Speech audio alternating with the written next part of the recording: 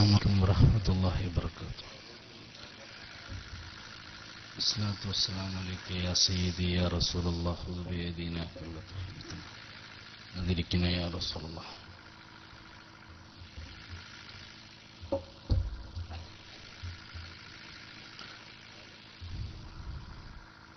നിങ്ങളെല്ലാവരും ആകാംക്ഷയോടെ കാത്തിരിക്കുന്നത് എന്നെയല്ല എന്ന് എനിക്കറിയാം. ഇസ്മായിൽ സഖാഫി തോട്ടുമുഖത്തെയാണ് നിങ്ങൾ പ്രതീക്ഷിക്കുന്നത്.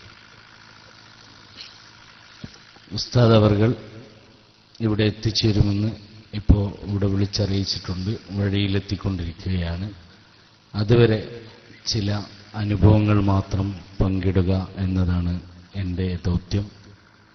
വളരെ പെട്ടെന്ന് തന്നെ ഉസ്താദ് എത്തിച്ചേരും. ഏതായാലും എന്നെക്കാൾ മുമ്പ് ഇവിടേക്ക് കടന്നു വന്ന ആളായതുകൂടി അതുകൊണ്ട് തന്നെ ഉസ്താദിനെ കാത്തിരിക്കുക എന്ന ബാധ്യത എനിക്ക് കൂടി ഉള്ളതുകൊണ്ട് ഇപ്പോൾ എൻ്റെ ഗാർഡിയൻ കൂടിയാണ് അദ്ദേഹം. അതുകൊണ്ട് ഞാൻ അദ്ദേഹത്തിന് വേണ്ടി കാത്തിരിക്കുന്നു. വളരെ പെട്ടെന്ന് ഞാൻ നിർത്തും. ഉസ്താദ് വരും. അതുകൊണ്ട് എൻ്റെ പ്രസംഗം കേട്ടുകൊണ്ടിരിക്കുന്നതിനിടയിൽ ആരും പോരുത്. ഉസ്താദ് വരാനുള്ളതുകൊണ്ട്. ഇല്ലെങ്കിൽ ഞാൻ പോയിക്കോളൂ എന്ന് പറയുമായിരുന്നു. ഉസ്താദിന്റെ പ്രസംഗമാണ് നിങ്ങൾ പ്രതീക്ഷിക്കുന്നത്. നമുക്ക് പലതും കേൾക്കാനുണ്ട്. കാരണം കേരളത്തിലെ പ്രത്യേക സാഹചര്യത്തിൽ കാന്തപുരം എ പി അബൂബക്കർ മുസ്ലിയാർ നേതൃത്വം നൽകുന്ന പ്രസ്ഥാനത്തെ ഇന്ന് ഏറെ പ്രകോപിതമാക്കുന്നതും അവർക്കിടയിൽ നിന്ന് ആയിരക്കണക്കിന് ആളുകൾക്ക് തിരിച്ചു വരാൻ പ്രചോദനമാവുന്നതും സഖാഫി ഉസ്താദാണ്. അപ്പൊ അദ്ദേഹത്തെ നാം പ്രതീക്ഷിക്കുന്നുണ്ട്. അതുകൊണ്ട് അതിന് ഞാൻ വേദി ഇപ്പോൾ തൽക്കാലം അദ്ദേഹം എത്തുന്നതോടെ തന്നെ ഞാൻ നിർത്തും എന്നറിയിക്കുന്നു. ഈ വേദിയിൽ ബഹുമാനപ്പെട്ട ഉസ്താദുമാർ, സമസ്തയുടെ ജില്ലയിലെ മുഷാവറ അംഗങ്ങളും ജില്ലാ നേതാക്കളും സംസ്ഥാന നേതാക്കളും ഒക്കെ പങ്കെടുത്ത ധന്യമായ വേദിയാണ്. ബഹുമാനപ്പെട്ട ആലിക്കുട്ടി ഉസ്താദിൽ നിന്ന് തുടങ്ങി ഇങ്ങനെ വരുന്നു വലിയൊരു നിര. അൽഹംദുലില്ലാ, ഇത്തരമൊരു വേദിയിൽ പങ്കെടുക്കാനും സമസ്ത കേരള ജമിയത്തുൽ ഉലമയെ സ്നേഹിക്കുന്നൊരു സമൂഹത്തോടൊപ്പം ചേർന്ന് എനിക്കറിയാവുന്ന ചില സത്യങ്ങൾ തുറന്നു പറയാൻ അവസരം തരികയും ചെയ്ത അള്ളാഹുവിനെ ഞാൻ സ്തുതിക്കുന്നു. അൽഹംദുലില്ലാ. ഞാൻ ജീവിതത്തിൽ ഒരിക്കലും ഇങ്ങനെ പ്രതീക്ഷിച്ചിരുന്നില്ല. ഈ ഒരു നേതൃത്വത്തോടൊപ്പം ഇരിക്കുമെന്നൊരു പ്രതീക്ഷ എൻ്റെ ജീവിതത്തിൽ ഉണ്ടായിരുന്നില്ല. ഞാൻ പ്രതീക്ഷിച്ചിരുന്നത് മറുപക്ഷത്ത് സമുദായത്തിന്റെ ശത്രുക്കളായി ഇന്ന് എണ്ണപ്പെട്ടുകൊണ്ടിരിക്കുന്ന ആ വിഭാഗത്തോടൊപ്പം ഇങ്ങനെ പ്രവർത്തിച്ച് അങ്ങനെ പോകുന്നായിരുന്നു. പക്ഷേ സത്യം മുന്നിൽ നിന്നും കപടകൾ തിരിച്ചറിയാൻ അവസരമുണ്ടാവുകയും അധർമ്മത്തിന്റെ ശക്തികളെ തിരിച്ചറിയാനുള്ള അടയാളങ്ങൾ ഓരോന്നും കൺമുന്നിൽ കാണുകയും ചെയ്യുമ്പോൾ പിന്നെ വിശ്വാസിക്കവിടെ വിശ്രമമില്ല. അത്തരം കേന്ദ്രങ്ങൾ അവർക്കൊരിക്കലും അഭികാമ്യമല്ല എന്ന തിരിച്ചറിവാണ് എന്നെ ആ പ്രസ്ഥാനം വിട്ട് ഇങ്ങോട്ട് വരാൻ പ്രചോദിതനാക്കിയത്. മാത്രമല്ല, നാസർ ഫൈസി സൂചിപ്പിച്ചതുപോലെ ബഹുമാനപ്പെട്ട നാസർ ഫൈസി പറഞ്ഞുകൊണ്ടിരുന്നപ്പോൾ ഞാൻ രണ്ട് വേദികളിൽ നിന്നായി കേട്ട എന്റെ മനസ്സെല്ലാം സ്വനിച്ചുമ്പോൾ ഉണ്ടായിരുന്നു. അത്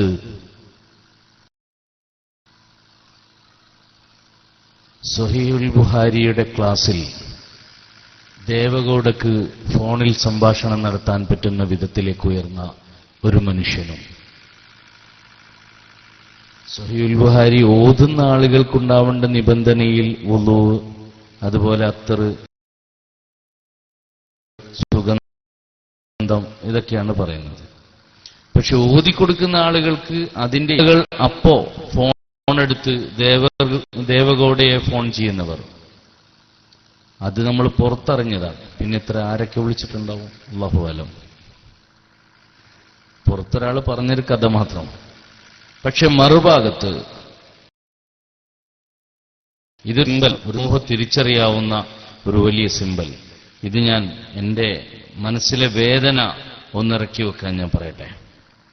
മറുഭാഗത്ത് മഹാനായ ബുഹാരി ഇമാം റഹ്മത്തുള്ളാഹി അലൈഹി ആ മഹാനവറുകളോട് നേരിൽ സംഭാഷണം നടത്തുകയും അതീന്ദ്രിയമായ ആത്മീയ അനുഭൂതി നുകരുകയും ചെയ്ത മഹാനായ ശംസുൽ ഉലമ ഖദ്ദസല്ലാഹു സിർറഹു, ആ മഹാനവറുകൾ, ഈ രണ്ടുപേരെ എങ്ങനെ നമുക്ക് തുലനം ചെയ്യാൻ കഴിയും?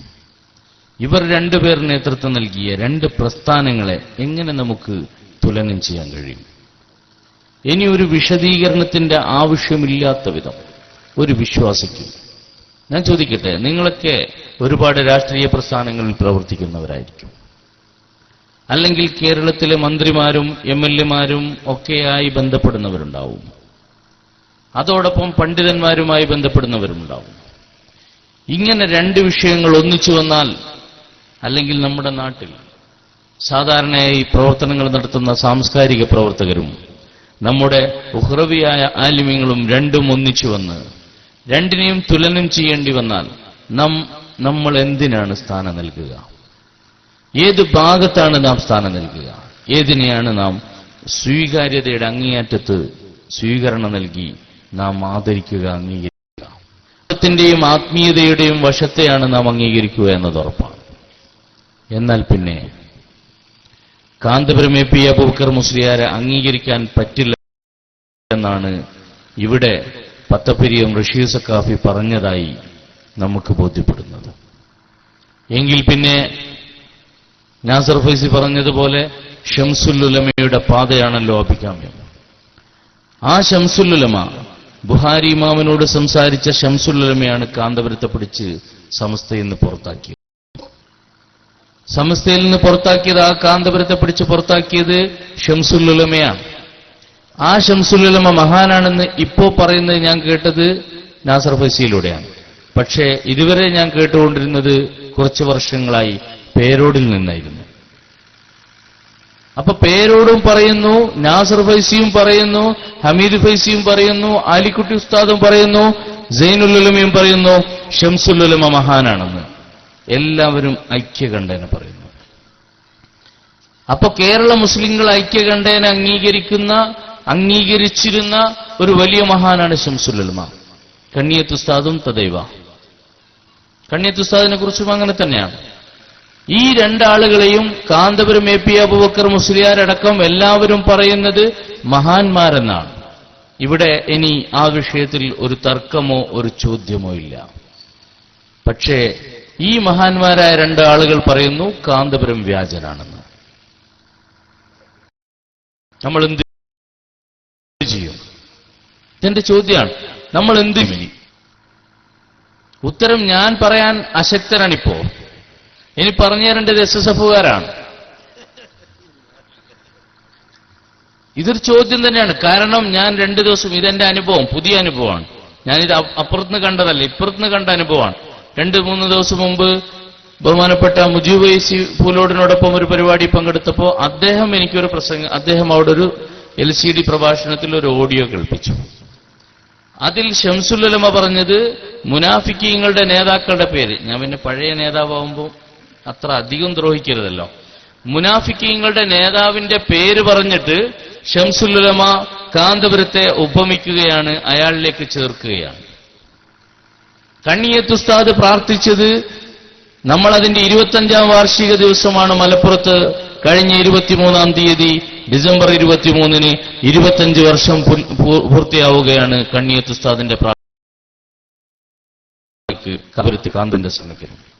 ഈ രണ്ട് വലിയ മഹാന്മാർ ഈ നിലയിലേക്ക് ഇവരെ ചൂണ്ടിക്കാണിക്കുമ്പോൾ ഞാൻ എന്റെ പ്രിയപ്പെട്ട SSF-കാരോട് ചോദിക്കുന്നു, നാം എന്ത് പറയും? ഓൺലൈനിലൂടെ എന്നെ കേൾക്കുന്ന വികാരഭരിതരായ SSF-കാർ ഇപ്പൊ ടെക്സ്റ്റ് അടിക്കുന്നുണ്ടാവും തോന്നിവാസം. അവർക്കിപ്പോ പിടിച്ചു നിൽക്കാൻ കഴിയില്ല. സദസ്സിൽ എവിടെയെങ്കിലും പിന്നാമ്പുറത്ത് എവിടെയെങ്കിലും ഒളിച്ചിരുന്ന് കേൾക്കുന്ന SSF-കാരന്റെ ചെവിക്കുള്ളിലേക്ക് ഈ ശബ്ദം അലയടിക്കുന്നുണ്ടാവും. ശംസുൽ ഉലമയുടെ ശബ്ദം, അതുപോലെ കണ്ണിയത്ത് ഉസ്താദിന്റെ ശബ്ദം. ഈ ശബ്ദം നിങ്ങളുടെ മനസ്സുകളെ പിടിച്ചു കുലുക്കുന്നില്ലെങ്കിൽ നിങ്ങളെക്കുറിച്ചാണ് ഖുർആൻ പറഞ്ഞത്, കല്ല് പോലും ഹൃദയമെന്ന് പറഞ്ഞ് പരിചയപ്പെടുത്തിയത് നിങ്ങളെക്കുറിച്ചാണെന്ന് നിങ്ങൾ ചിന്തിക്കേണ്ടി വരും. വേറൊരു അനുഭവം എന്റെ മുന്നിൽ എനിക്കിപ്പോ നിരത്തണമെന്ന് തോന്നുന്നില്ല. കാരണം ഇത് തന്നെ വലിയ എക്സ്പീരിയൻസ് ആണ്. പറയൂ, ഇതെനിക്ക് വീണ്ടും ചോദിക്കാനുണ്ട് എസ്എസ്എഫുകാരോട്. ഇനി നമ്മൾ ആരെ അംഗീകരിക്കും? ജീവിതത്തിലെ വിശുദ്ധിയുടെ അങ്ങേയറ്റം കണ്ട മഹാനായ ശംസുൽ ഉലമയെ അംഗീകരിക്കണോ? ഒരു കറാഹത്ത് പോലും ചെയ്യാത്ത മഹാനാണ് ശംസുൽ ഉലമ എന്ന് പ്രഭാഷണ മധ്യേ ഗീർവാണം മുഴക്കും പോലെ വിളിച്ചു പറയുന്ന പേരോട് പറയുന്നത് കണ്ണിയത്ത് ഉസ്താദിനെയാണ്. ആ കണ്ണിയത്ത് ഉസ്താദിനെ അംഗീകരിക്കണോ?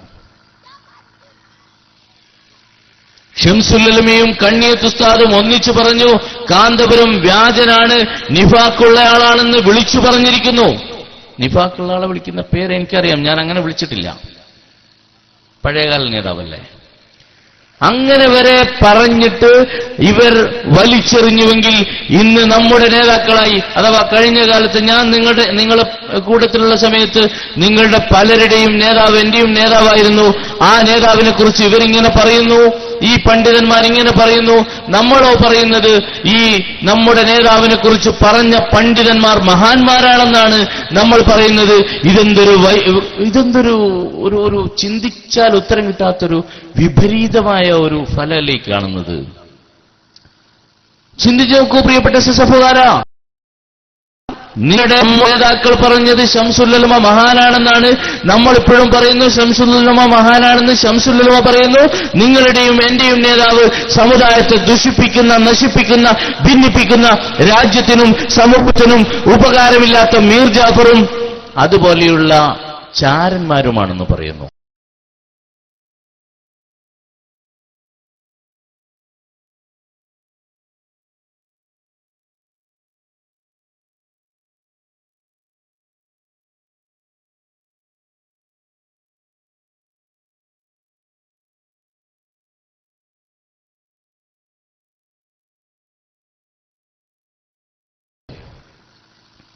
ശംസുൽ ഉലമ ഹംഫർ എന്ന് ഉപയോഗിക്കാത്തത് അത്രത്തോളം കാന്തപുരം അത് ഓരോ പറയുന്നത് നിങ്ങളുടെ മനസ്സകത്ത് എവിടെയെങ്കിലും ഒരംശം വിശ്വാസത്തിന്റെ, ഇഷ്കിന്റെ, ഹബീബ് സല്ലല്ലാഹു അലൈഹി വസല്ലം തങ്ങളോടുള്ള സ്നേഹത്തിന്റെ ഒരു അംശമുണ്ടെങ്കിൽ ഈ തീരുമാനം നിങ്ങളും എടുത്തിരിക്കും. ഇന്ന് വീട്ടിൽ പോയി കിടന്നുറങ്ങിയിട്ട് വിദേശത്തിരുന്ന് കേൾക്കുന്നവർ, നാട്ടിലിരുന്ന് കേൾക്കുന്നവർ, ഇന്റർനെറ്റിലൂടെ KICR-ലൂടെ കേട്ടുകൊണ്ടിരിക്കുന്ന എന്റെ പ്രിയപ്പെട്ട സുഹൃത്തുക്കൾ ഒറ്റയ്ക്കിരുന്ന് ആലോചിക്കുക. രാമന്തളിയോടുള്ള വിരോധത്തിന്റെ പേരിൽ ആലോചിച്ചാൽ നിങ്ങൾക്ക് രക്ഷപ്പെടാൻ കഴിയില്ല. നിങ്ങളുടെ കാന്തപുരത്തോടുള്ള സ്നേഹം കൊണ്ട് ആലോചിക്കൂ. കാന്തപുരം പറഞ്ഞത് അനുസരിക്കുന്ന ഒരു അനുയായിയായിട്ട് നിങ്ങൾ ഞാൻ ഈ പറഞ്ഞതിനെ അംഗീകരിക്കൂ. ആലോചിക്കൂ. അങ്ങനെ ആലോചിച്ച് നിങ്ങൾ ഇന്ന് കിടന്നുറങ്ങിയാൽ ലോകത്തിന്റെ അഷ്ടദിക്കുകളിൽ നിന്ന് എന്നെ കേട്ടുകൊണ്ടിരിക്കുന്ന സുഹൃത്തുക്കൾ, നാളെ നിങ്ങൾ സുബ്ഹിക്ക് നിസ്കരിക്കാൻ എഴുന്നേൽക്കുമ്പോൾ നിങ്ങളും വിളിച്ചു പറയും ഞാനൊരു SKSSF-കാരനായി മാറിയിരിക്കുന്നു, ഞാനൊരു SYS-കാരനായി മാറിയിരിക്കുന്നു, ഞാൻ ശംസുൽ ഉലമയെ അംഗീകരിക്കുന്ന, ഞാൻ സൈനുൽ ഉലമയെ അംഗീകരിക്കുന്ന, ഞാൻ കോയക്കുട്ടി ഉസ്താദിനെ അംഗീകരിക്കുന്ന ഒരു യഥാർത്ഥ സുന്നിയായിരിക്കുന്നു ഞാൻ. അർദ്ധവഹാബിയല്ല ഞാൻ. അർദ്ധവഹാബിയല്ലെന്ന് പറയാൻ നിങ്ങൾക്ക് സാധിക്കും. ഞാൻ ഈ പ്രസ്ഥാനത്തിലേക്ക് കടന്നു വരാനുണ്ടായ കാരണം, കാന്തപുരത്തിന്റെ പ്രസ്ഥാനത്തിൽ കടന്നു പോകാനുണ്ടായ കാരണം, അവിടെ ബിദ്അത്തിനെതിരെയുള്ള ശക്തമായ പ്രവർത്തനങ്ങളുണ്ടെന്ന് എനിക്ക് തോന്നിയൊരു ഘട്ടത്തിലാണ്. കൊട്ടപ്പുറത്തെ സംവാദത്തിലൂടെ കാന്തപുരം ബിദ്അത്തിനെതിരെ ശക്തമായ ഒരു പോരാട്ടം നടത്തിയ അനുഭവത്തെ മറക്കാനോ അതിന് ഞാൻ തള്ളിക്കളയുകയോ ചെയ്യുന്നില്ല. ഇത് ക്ലിപ്പാക്കണ്ട, ബാക്കിലും കൂടി വരുന്നുണ്ട്. നാളെ ഇതാണ് ചെയ്യാ, പക്ഷെ ഇതിന്റെ ബാക്കിലും കൂടിയുള്ള കേട്ടോളൂ. അതിന്റെ കാരണം പല ഞാനൊക്കെ ചില സ്ഥലത്ത് പോയിട്ട് ചില കാര്യങ്ങൾ പലപ്പോഴും ചെയ്യാറുണ്ട്. ഏതെങ്കിലും മഹാന്മാർ അതുപോലെയുള്ള ഏതെങ്കിലും തങ്ങന്മാരൊക്കെ പറയും നീ അത് ചെയ്തോളൂ എന്ന് പറഞ്ഞാൽ അതിന്റെ മഹത്വം കൊണ്ട് സംഭവിക്കും, വിജയിക്കും. അതുപോലെ ശംസുൽ ഉലമയും CM വലിയുല്ലാഹിയും അതുപോലെയുള്ള മഹാന്മാരും സമസ്തയുടെ മുശാവറ അംഗങ്ങളും പൊരുത്തവും സമ്മതവും കുരുത്തവും കൊടുത്തയച്ചപ്പോഴാണ് കാന്തപുരം അവിടെ വിജയിച്ചത്. പൊരുത്തവും കുരുത്തവും കിട്ടാതെ കുവൈത്തിലേക്ക് പോയപ്പോ പരാജയപ്പെട്ടു പോന്നിട്ടുണ്ട്. രണ്ടും കാന്തപുരാണ്. കുവൈത്തിൽ പോയതും കൊട്ടപ്പുറത്ത് പോയതും രണ്ടും കാന്തപുരം. കുവൈത്തിലേക്ക് ടിക്കറ്റും ഫ്ലൈറ്റിന്റെ എല്ലാ പാസ്പോർട്ടും ടിക്കറ്റും വിസയും വാദിക്കുന്നിൽ ജമന ഇസ്ലാമിക്കാരുടെ മുന്നിൽ പതറുകയും തകരുകയും ചെയ്തിട്ട് ഉൾക്കൊണ്ടതിനു ശേഷം സർക്കാരിന്റെ സൈഡിൽ തന്റെ ടിപ്പണി എഴുതിയ കാന്തപുരത്തെ നമ്മൾ കാണുന്നു. അതുപോലെ കോട്ടപ്പുറത്ത് വിജയിച്ച കാന്തപുരത്തെയും കാണുന്നു. കോട്ടപ്പുറത്ത് വിജയിച്ചത് ഷംസുൽ ഉലമ എന്ന മഹാന്റെ ഉപദേശവും നിർദ്ദേശവും ഗൈഡൻസും ഉണ്ടായതുകൊണ്ടാണ്. അവരെ തള്ളിയിട്ട് കുവൈത്തിലേക്ക് പോയപ്പോ മുജാഹിദും ജമാഅത്തും കാന്തപുരത്തെ തള്ളിയിട്ടു. അത്ര തന്നെയുള്ളൂ. അതിനപ്പുറത്തൊന്നും കാന്തപുരത്തിന് മേനി നടിക്കാൻ മാത്രം സ്വന്തമായി ഒന്നുമുണ്ടെന്ന് ഞാൻ വിശ്വസിക്കുന്നില്ല. കാന്തപുരം സമസ്തയിലേക്ക് വന്നിട്ട് സമസ്തക്കുള്ളിൽ 15 വർഷം പ്രവർത്തിച്ചു. എന്നിട്ട് എന്ത് ചെയ്തു? ആ 15 വർഷം കൊണ്ട് കേരള മുസ്ലിങ്ങളെ രണ്ടായി ഛിന്ന ഭിന്നമാക്കി. ഷംസുൽ ഉലമയെ പോലുള്ള മഹാന്മാർ ഈ മനുഷ്യന്റെ യുവത്വത്തിലുള്ള പ്രസരിപ്പ് കണ്ടിട്ട് ഇയാൾ സമുദായത്തിന് ഉപകാരപ്പെടുമെന്ന് തോന്നിയ ഒരു ഘട്ടത്തിൽ സമസ്തയിലേക്ക് കൊണ്ടിട്ടു. അങ്ങനെ കൊണ്ടിട്ടപ്പോ അത് ദുരുപയോഗം ചെയ്തുകൊണ്ട് 15 കൊല്ലം ഉള്ളിൽ പ്രവർത്തിച്ചയാൾ പിന്നീട് പുറത്തു വന്നിട്ട് 25 കൊല്ലം സമുദായത്തിനെതിരെ പ്രവർത്തിച്ചു കഴിഞ്ഞിരിക്കുന്നു. ഇതാണ് കാന്തപുരം. ഏതാ കാന്തപുരം എന്ന് ചോദിച്ചാൽ ഇതാണ് കാന്തപുരം. സമുദായത്തെ പിളർത്താനായി ജനിച്ച ശത്രുവിന്റെ കയ്യിലെ ആയുധം. കാന്തപുരം സത്യത്തിൽ സമുദായത്തിന്റെ ആരുമല്ല, സമുദായത്തിന്റെ പുറത്തുള്ള ഏതോ ശക്തികളുടെ ഒരു ആയുധം മാത്രം, കയ്യിലെ ആയുധം മാത്രമാണ് കാന്തപുരം. തെളിവ് വേണോ? കാരന്തൂർ മർക്കസിൽ കഴിഞ്ഞ വർഷം ഒരു അമേരിക്കക്കാരൻ വന്നല്ലോ. എന്തിനാ വന്നത്? അമേരിക്കക്കാരനായ മുസ്ലിമല്ല വന്നത്. അമേരിക്കക്കാരനായ ഒരു ക്രിസ്ത്യൻ വ്യക്തി കാരന്തൂരിൽ മർക്കസിൽ വന്ന് കാന്തപുരത്തിന്റെ മരുമകനുമായും കാന്തപുരവുമായും അതുപോലെ മകനുമായും അതുപോലെ കാന്തപുരത്തിന്റെ സെക്രട്ടറിമാരുമായൊക്കെ ഇരുന്ന് ചർച്ച ചെയ്തത് എന്താണ്? അമേരിക്കയിൽ ഖുർആൻ പരിഭാഷ ഇറക്കുന്നതിനെ കുറിച്ചാണോ? അല്ല, അമേരിക്കയിൽ 2001 പള്ളി ഉണ്ടാക്കുന്നതിനെ കുറിച്ചാണോ? അല്ലെങ്കിൽ അമേരിക്കയിൽ ഇസ്ലാമിക പ്രബോധനത്തിന് അനിവാര്യമായ എന്തെങ്കിലും പുതിയ പ്രവർത്തന പദ്ധതികളാണോ ചർച്ച ചെയ്തത്? അല്ല, പിന്നെന്താ ചെയ്തത്? ഇറാഖിലെ പാവപ്പെട്ട പിഞ്ചു കുട്ടികളെ പോലും കൊന്നൊടുക്കി കലാപത്തിന്റെ ഏറ്റവും വലിയ ബോംബുകൾ വർഷിച്ച് ഇറാഖിലെ പാവപ്പെട്ടവരെ കൊന്നൊടുക്കിയ അമേരിക്ക.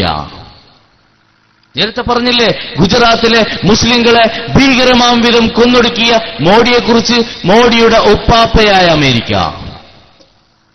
ഈ അമേരിക്കയുമായി മുസ്ലിം സൗഹൃദത്തിന്റെ പുതിയ വഴി തേടാനാണെന്ന് പറഞ്ഞത്. ഇതല്ലേ ഓറിയന്റലിസത്തിന്റെയും സിയോണിസത്തിന്റെയും കടന്നുവരവിന്റെ വഴി? അന്ന് പത്രത്തിൽ ഇത് വന്നു. പക്ഷേ കാന്തപുരം എവിടെയും പറഞ്ഞില്ല എന്തിനായിരുന്നു ചർച്ച നടത്തിയതെന്ന്. സമുദായത്തോട് ഇനിയെങ്കിലും നിങ്ങൾക്കൊന്ന് വ്യക്തമാക്കിക്കൂടെ? നേരത്തെ ഇവിടെ നാസർ ഫൈസി നിർത്തിയതിൽ നിന്ന് ഞാൻ തുടങ്ങാം.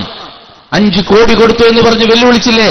ഞാൻ വെല്ലുവിളിക്കുന്നു, മർക്കസിന്റെ രേഖയിൽ നിങ്ങൾ വാങ്ങിയ 5 കോടിയുടെ കണക്കുണ്ടെന്ന് വ്യക്തമായി എനിക്ക് തെളിവുണ്ട്. 5 കോടി ഉണ്ടെന്നതിന് ഗവൺമെന്റിന്റെ അടുത്ത് പോലും നിങ്ങൾക്ക് നിഷേധിക്കാൻ പറ്റാത്ത ഏറ്റവും വലിയ തെളിവ് നിങ്ങളുടെ ഓഫീസിലുണ്ട്. കിഴക്കോത്ത് അബൂബക്കറിനോട് ചോദിച്ചാൽ മതി. അത് ചോദിക്കേണ്ട ആളെയും കൂടി പേര് പറഞ്ഞാൽ എന്താ പ്രശ്നം വരില്ലല്ലോ. ഇത് മുസ്ലിം ഉമ്മത്തിനെ കൊന്നൊടുക്കി ആ രക്തം ഊറ്റിക്കുടിച്ച് ആ രക്തം തൂക്കി വിറ്റ് അതിന്റെ എത്ര ഗ്രാം ഉണ്ടെന്ന് നോക്കിയിട്ട് സമുദായത്തെ വിറ്റ് വാങ്ങിയ ക്യാഷാണത് കാന്തപുരം. ഈ നിലയിൽ പോയാൽ നാളെ മർക്കസിലെ യത്തീം കുട്ടികളെ ആരെങ്കിലും കാണാതെ കൊണ്ടുപോയി വൃക്കയും വെക്കൂല്ലേ ഇയാള്? ചിന്തിച്ചു നോക്കൂ. ഒരു പാവപ്പെട്ട സമുദായത്തെ മുഴുവൻ ഗുജറാത്തിൽ ഭീകരമാം വിധം കൊന്നൊടുക്കിയിട്ട് ഗുജറാത്തിൽ എന്ത് പുരോഗതിയാണ് ഉണ്ടായത്? ഗുജറാത്ത് മുഴുവൻ കാന്തപുരത്തിന്റെ ഈ ഓപ്പറേഷൻ പൂർത്തിയാക്കുന്നതിന് മുമ്പ് 8 ദിവസം ഗുജറാത്ത് ഞാൻ കറങ്ങിയിട്ടുണ്ട്. ജാലിയവാലയുടെ വീട്ടിലും അല്ലാതെയുമായി ഗുജറാത്തിന്റെ അഹമ്മദാബാദിലൂടെ ദോറാജിയിലൂടെ ആ നാട്ടിലെ പല പ്രദേശങ്ങളിലൂടെ ഞാൻ കറങ്ങിയിട്ടുണ്ട്. അന്നൊക്കെ ഗുജറാത്തിൽ കണ്ടത് മുസ്ലിങ്ങളുടെ പ്രദേശം മുഴുവൻ പട്ടിണി പാവങ്ങളുടേതാണ്. റോഡ് അങ്ങനെയാണ്. അഹമ്മദാബാദിലെ ചില പ്രദേശങ്ങൾ മാത്രം മോടി പിടിപ്പിച്ചിട്ടുണ്ട്. അല്ലാതൊന്നും അവിടെയില്ല. പിന്നെ മുസ്ലിങ്ങൾക്ക് എന്ന് പറഞ്ഞ് മോടി കൊടുത്തത് കാന്തപുരത്തിലൊരു സ്കൂളുണ്ട്. അവിടെ ആരാ പഠിക്കുന്നത്? ബോറ വിശ്വാസികളാണ് കുറച്ച് പഠിക്കുന്നത്. പിന്നെ അവിടുത്തെ അതിസമ്പന്നരാണ്. പാവപ്പെട്ടവർക്ക് വേണ്ടി ആ സ്കൂൾ തുറക്കൂല അവിടെ. ഇതാ കാന്തപുരത്തിന്റെ സേവനം. ഇങ്ങനെ ഇറാഖിലെയും ഗുജറാത്തിലെയും പാവപ്പെട്ട മുസ്ലിങ്ങളെ കൊന്നൊടുക്കിയ സമുദായ ശത്രുക്കളെ വിളിച്ച് മർക്കസിൽ വിരുന്നൂട്ടുകയാണ് യതീമിന്റെ പണം ഉപയോഗിച്ച്. യതീമിന്റെ പണം ഉപയോഗിച്ച്, അല്ലെങ്കിൽ സമുദായത്തിന്റെ പണം ഉപയോഗിച്ച്. നാളെ വേണോ പറയും യതീം കുട്ടികളെ ഫണ്ട് വേറെയാണ്, ഞങ്ങൾ ചാരപ്രവർത്തനത്തിന്റെ ഫണ്ട് വേറെയാണെന്ന് ചിലപ്പോൾ പറയൂ. ആയിക്കോട്ടെ, എന്തായാലും സമുദായത്തിന്റെ പേര് പറഞ്ഞല്ലേ നിങ്ങൾ ഈ പിരിവ് നടത്തുന്നത്. ഇങ്ങനെ കാന്തപുരം എ പി അബൂബക്കർ മുസ്ലിയാർ നൽകുന്ന ഈ സമുദായ സേവനം ഒരു കാലഘട്ടത്തിൽ ശംസുൽ ഉലമ പറഞ്ഞ മീർ ജാഫറിനെ പോലും വെല്ലുന്നതാണ്. സമുദായത്തെ ഭിന്നിപ്പിക്കാൻ ബ്രിട്ടീഷുകാർ വിട്ട ഒരു ചാരനുണ്ടായിരുന്നു അറബ് രാജ്യത്തേക്ക്. മുഹമ്മദ് ബിൻ അബ്ദുൽ വഹാബിന്റെ അടുത്തേക്ക് മുഹമ്മദ് എന്ന പേര് സ്വീകരിച്ചുകൊണ്ട് ഹംഫർ എന്ന പേരുള്ള ഒരു ബ്രിട്ടീഷുകാരൻ പ്രവർത്തിച്ചിരുന്നു. അയാൾ ഉണ്ടാക്കിയതാണ് ഇന്ന് കാണുന്ന വഹാബിസം. എങ്കിൽ ഇപ്പോൾ കാന്തപുരം ഉണ്ടാക്കിയ ഈ പ്രസ്ഥാനത്തിന് പിന്നിൽ വേറെ ഏതെങ്കിലും ഹംഫർമാരുണ്ടോ എന്ന് പഠനവും നിരീക്ഷണവും നടക്കട്ടെ. അത് നടത്തേണ്ടുന്ന കാലമാണിപ്പോ. അന്വേഷണ തൃഷ്ണയുള്ള ഇത്തരം വിഷയങ്ങൾ കണ്ട കഴിവുള്ളവർ കാന്തപുരത്തിന്റെ കഥകൾ അവർ പഠിക്കട്ടെ. കാന്തപുരത്തിന്റെ പോക്കുവരവുകൾ പഠിക്കട്ടെ. ഞാൻ ചോദിക്കുന്നു, കാന്തപുരത്തെ പാവപ്പെട്ടൊരു കൂരയിൽ ജീവിച്ചിരുന്ന കാന്തപുരം എ പി അബൂബക്കർ മുസ്ലിയാർ, താങ്കളുടെ സ്വത്ത് വിവരം പുറത്തുവിടാൻ താങ്കളും പേരോട് അബ്ദുറഹ്മാൻ സഖാഫി ഇപ്പൊ തയ്യാറുണ്ടോ? ഒരു കാലഘട്ടത്തിൽ നിങ്ങളുടെ മഹത്വം വിളിച്ചു പറഞ്ഞിരുന്ന കേരളത്തിലെ പ്രഭാഷകന്മാർ പറഞ്ഞത്, കാന്തപുരം വളരെ വളരെ വേദനയുള്ളൊരു കുടുംബത്തിൽ നിന്ന് ജനിച്ച് പട്ടിണി പാവങ്ങൾക്കൊപ്പം ജീവിച്ച് പട്ടിണി മാത്രമായി കഴിഞ്ഞ ഒരു പാവപ്പെട്ട അബൂബക്കറാണെന്നാ പറഞ്ഞത്. എന്നാ ചോദിക്കട്ടെ, ഇപ്പൊ ഷെയ്ഖ് അബൂബക്കറാണല്ലോ. ഈ ഷെയ്ഖ് അബൂബക്കറിന്റെ ഈ ചെറിയ സമയത്തെ വളർച്ചയ്ക്ക് പിന്നിൽ പ്രവർത്തിച്ച കേന്ദ്രങ്ങളേതാണ്? അതിന്റെ പിന്നിൽ പ്രവർത്തിച്ച സാമ്പത്തിക സ്രോതസ്സുകൾ ഏതാണ്? നമുക്ക് അന്വേഷിക്കണം. കാരണം ഈ കാന്തപുരം എ പി അബൂബക്കർ മുസ്ലിയാർ നമ്മുടെ മുഖ്യമന്ത്രി, നിങ്ങൾക്ക് ഇഷ്ടമുള്ള മുഖ്യമന്ത്രിയല്ലേ? നമ്മുടെ മുഖ്യമന്ത്രി നമ്മളെല്ലാവരും അംഗീകരിക്കുന്നുണ്ട്. അദ്ദേഹത്തിന് കല്ലേറ് കിട്ടിയപ്പോ തിരുവനന്തപുരത്തേക്ക് ഫ്ലൈറ്റ് പോയ ആളാണ് കാന്തപുരം. പോകണം തീർച്ചയായും. പക്ഷേ നേരത്തെ നാസർ ഫൈസി ചോദിച്ചതുപോലെ നിങ്ങളുടെ പ്രസിഡന്റ് തങ്ങളെ കാണാൻ നിങ്ങൾക്കൊന്ന് പോയിക്കൂടായിരുന്നോ? രോഗസന്ദർശനത്തിന് അദ്ദേഹത്തിന് വേണ്ടി ദുആ ചെയ്യാൻ, അല്ലെങ്കിൽ സമാശ്വാസത്തിന് വേണ്ടി നിങ്ങൾ എത്ര എണ്ണം അങ്ങോട്ട് പോയിട്ടുണ്ട്? തിരുവനന്തപുരത്തേക്ക് വിടുന്ന വണ്ടി ഒന്ന് അവിടെ പോയിട്ട് പോയാൽ പോരായിരുന്നോ? അപ്പൊ പിന്നെ തിരുവനന്തപുരം ഇനി തങ്ങൾ ആവശ്യമില്ലല്ലോ. ഇനി തങ്ങളെ കൊണ്ടെന്താ കാര്യമുള്ളത്? ഞാൻ പറയട്ടെ, കേരള യാത്രയിൽ കാന്തപുരം എ പി അബൂബക്കർ മുസ്ലിയാർ നയിച്ചൊരു യാത്രയുണ്ടായിരുന്നില്ലേ? ഈ തെറി നാട് മുഴുവൻ വിളിച്ചു പറയാൻ പ്രവർത്തകരെ പഠിപ്പിക്കുന്നതോടൊപ്പം അതിന് മുഖമൂടിയിടാൻ വേണ്ടി നടത്തിയ കേരള യാത്രയിലെ മാനവികത എന്ന വാക്ക് എന്നാണോ അർത്ഥമില്ലാതായി മാറിയത്, അത് മാറിയത് നിങ്ങൾ ഈ പരിസരത്ത് നിന്ന് തുടങ്ങിയത്. മാനവികത എന്ന് നല്ലൊരു വാക്കായിരുന്നു. ആ വാക്കിനെ പോലും അദ്ദേഹം വ്യഭിചരിച്ചു. ആ വാക്കിന്റെ അർത്ഥത്തെ ഇല്ലാതാക്കി. അത് ചെയ്തത് ഇവിടെ നിന്നാണ് അദ്ദേഹം തുടങ്ങിയത്. തിരുവനന്തപുരത്തെത്തിയപ്പോ ആ യാത്രക്ക് അകമ്പടി സേവിച്ച് ഇവിടെ നിന്ന് തന്നെ മംഗലാപുരത്തു നിന്നൊരു ട്രെയിൻ പുറപ്പെട്ടു. ബഹുമാനപ്പെട്ട തങ്ങളായിരുന്നു ആ വണ്ടിയിലുണ്ടായിരുന്നത്, അതിനെ നയിച്ചിരുന്നത്. തങ്ങൾ അവിടെ ഇറങ്ങിയിട്ട് ഇത് സാക്ഷാൽ സയ്യിദ് ഉള്ളാൾ തങ്ങൾ എന്നോട് പറഞ്ഞ കഥ ഞാനിപ്പോ പറയാൻ പോകുന്നത്. തിരുവനന്തപുരത്തെത്തിയപ്പോ അവിടുത്തെ സമ്മേളന സമാപനത്തിലേക്ക് മുഖ്യപ്രതിനിധിയായി, മുഖ്യപ്രഭാഷകനായി, ഔദ്യോഗിക വാർത്താവായിട്ട് കൊണ്ടുപോയത്, ഔദ്യോഗിക നേതാവായി കൊണ്ടുപോയത് തങ്ങളെയാണ് ട്രെയിനിൽ. എന്നിട്ട് തങ്ങൾ അവിടെ എത്തിയപ്പോ നേതാക്കളൊക്കെ കൂടി എ പി അടക്കമുള്ളവർ തീരുമാനിച്ചു, തങ്ങൾക്ക് ദുആ മാത്രം കൊടുത്താൽ മതി, തങ്ങളൊന്നും പറയണ്ട. തങ്ങൾ എന്തെങ്കിലും പറഞ്ഞാൽ ഇവരെ മാനവികത പോവും. കാരണം ഇവർ ഉദ്ദേശിക്കുന്ന മാനവികത എന്ത് മാനവികത അല്ലെങ്കിൽ നിങ്ങൾ നടത്തിയത്? ഒരു യാത്ര തിരുവനന്തപുരത്തേക്ക് മഞ്ചേശ്വരത്ത് നിന്ന് തുടങ്ങിയ യാത്രയിൽ എവിടെയെങ്കിലും നിങ്ങൾ അള്ളാഹുവിന്റെ പേര് പറഞ്ഞു, അള്ളാഹു എന്ന് പറഞ്ഞോ? അല്ലെങ്കിൽ നിങ്ങൾ എവിടെ നിന്നെങ്കിലും അഹ്ലു സുന്നത്ത് വൽ ജമാഅയെ കുറിച്ച് പറഞ്ഞോ? നിങ്ങൾ സമസ്തന്റെ സെക്രട്ടറി എന്നല്ലേ പറയുന്നത്? സമസ്ത ഒരുപാടുണ്ടാവാം. സമസ്ത കേരള പോലെ മഹാസഭ ഉണ്ട്, അതുപോലെ പലതും ഉണ്ടാവും. ബഹുമാനപ്പെട്ട സമസ്ത കേരളയെ കുറിച്ചല്ല ഞാൻ പറഞ്ഞത്, ജമിയത്തുൽ ഉലമയെ കുറിച്ചല്ല പറഞ്ഞത്. ഇയാൾ പറയുന്ന സമസ്ത, ഇതിന്റെ സെക്രട്ടറി എന്ന് പറയുന്ന ആൾ ഇവിടെ നിന്ന് ആരംഭിച്ച് തിരുവനന്തപുരത്ത് അവസാനിക്കും വരെ അവസാനത്തെ നിമിഷത്തിനിടയിൽ പോലും പത്രസമ്മേളനത്തിലോ പ്രസംഗത്തിലോ സംഭാഷണത്തിലോ പ്രസ്താവനകളിലോ എവിടെയെങ്കിലും ഒരു സുന്നത്ത് ജമാഅത്ത് പറഞ്ഞതായി, അഖീദ പറഞ്ഞതായി നിങ്ങൾക്ക് തെളിയിക്കാൻ സാധിക്കുമോ? നിങ്ങളുടെ തൊട്ടു പിന്നാലെ നിങ്ങളുടെ കാപട്യത്തിന്റെ മുഖമൂടി വലിച്ചെറിഞ്ഞുകൊണ്ട് ഒരു സമൂഹം പിന്നാലെ വന്നിരുന്നു. അവർ മുഴുവനായും അഹ്ലുസുന്ന പറഞ്ഞിരുന്നു. രണ്ട് പ്രസ്ഥാനങ്ങളെ തിരിച്ചറിയാൻ പറ്റുന്ന ഒരു ഉപാധി കൂടിയായിരുന്നു ആ യാത്ര.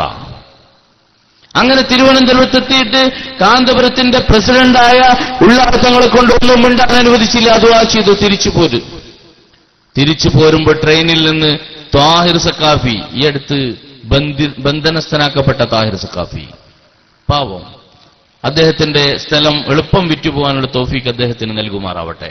എന്നാൽ അദ്ദേഹം പെട്ടെന്ന് ഇങ്ങോട്ടെത്തും. അപ്പോ അദ്ദേഹത്തെ അതിനകത്ത് പൂട്ടിയിട്ടു. അദ്ദേഹത്തെ പൂട്ടിയിട്ട ആ താഹിർ സഖാഫി ഈ ട്രെയിനിൽ തിരിച്ചു വരുമ്പോ ബഹുമാനപ്പെട്ട തങ്ങളുടെ കൂടെയുണ്ട്. അദ്ദേഹത്തിന്റെ സുഹൃത്ത് ഇസ്ഹാഖ് ഹാജിയുണ്ട് ആക്കോട്. ഈ രണ്ടുപേർ എന്നോട് പറഞ്ഞതാണ്. അവര് നേരിട്ട് കേൾക്കുക. കാന്തപുരത്തോടുള്ള ആൾ തങ്ങൾ ചോദിക്കുക, എന്റെ പ്രസംഗം എങ്ങനെ ഉണ്ടായിരുന്നു, ഉഷാറായില്ലേ? അപ്പൊ കാന്തപുരം തല താഴ്ത്തു. എന്താ കാരണം? തങ്ങൾ അർത്ഥം വെച്ച ചോദ്യം, എന്നെ പ്രസംഗിപ്പിക്കാതിരുന്നത്? തങ്ങൾ ചോദിച്ചു ഈ ചോദ്യം. എന്നിട്ട് താങ്കൾ അങ്ങോട്ട് ചൂടായി. ഇപ്പൊ നമ്മളാർക്കും വേണ്ടല്ലോ, ഇപ്പൊ നമ്മൾ വേണ്ടതായില്ലേ, പിന്നെ എന്തിനു കൊള്ളും എന്ന അർത്ഥത്തിൽ നന്നായി തങ്ങൾ പറഞ്ഞു. അത് കഴിഞ്ഞു.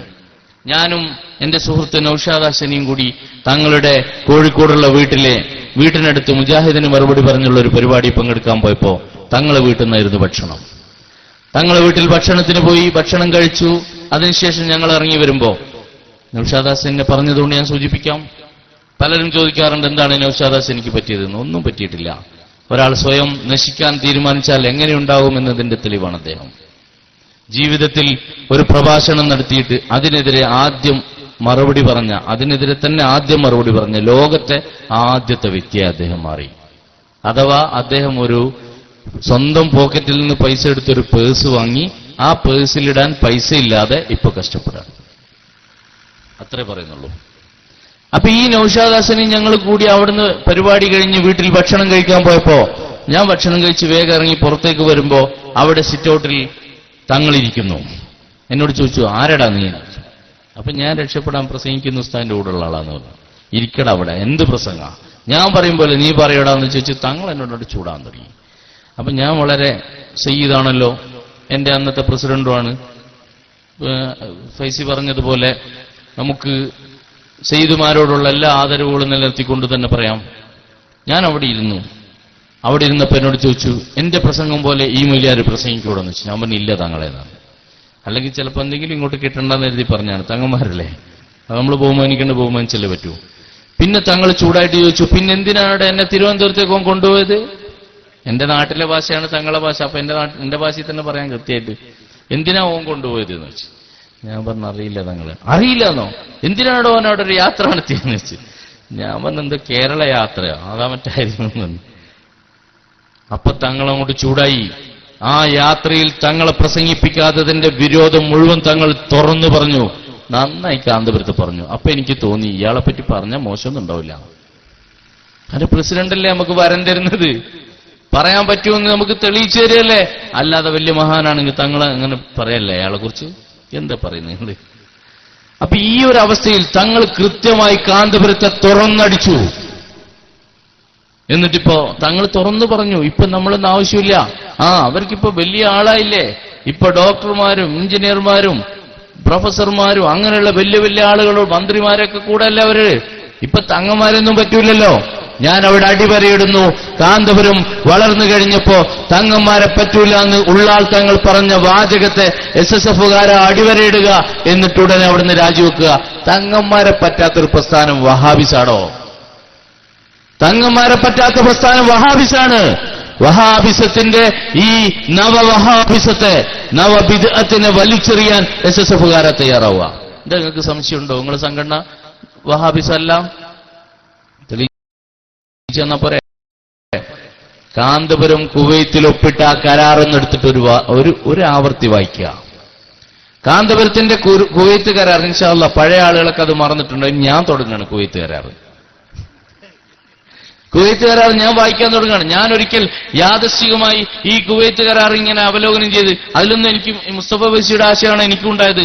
അന്ന് അതിന്റെ പേരിലാണ് മുസ്തഫ ബൈസി പുറത്തു പോകുന്നത്. അന്ന് മുസ്തഫ ഫൈസി ചോദിച്ചൊരു വാക്കുണ്ടായിരുന്നു, ഈ കുളിമുറിയിൽ രാജാവ് നഗ്നനാണെന്ന് പറയാൻ ധൈര്യമുള്ള ആരും ഇവിടെ ഇല്ലേന്ന് ചോദിച്ചു.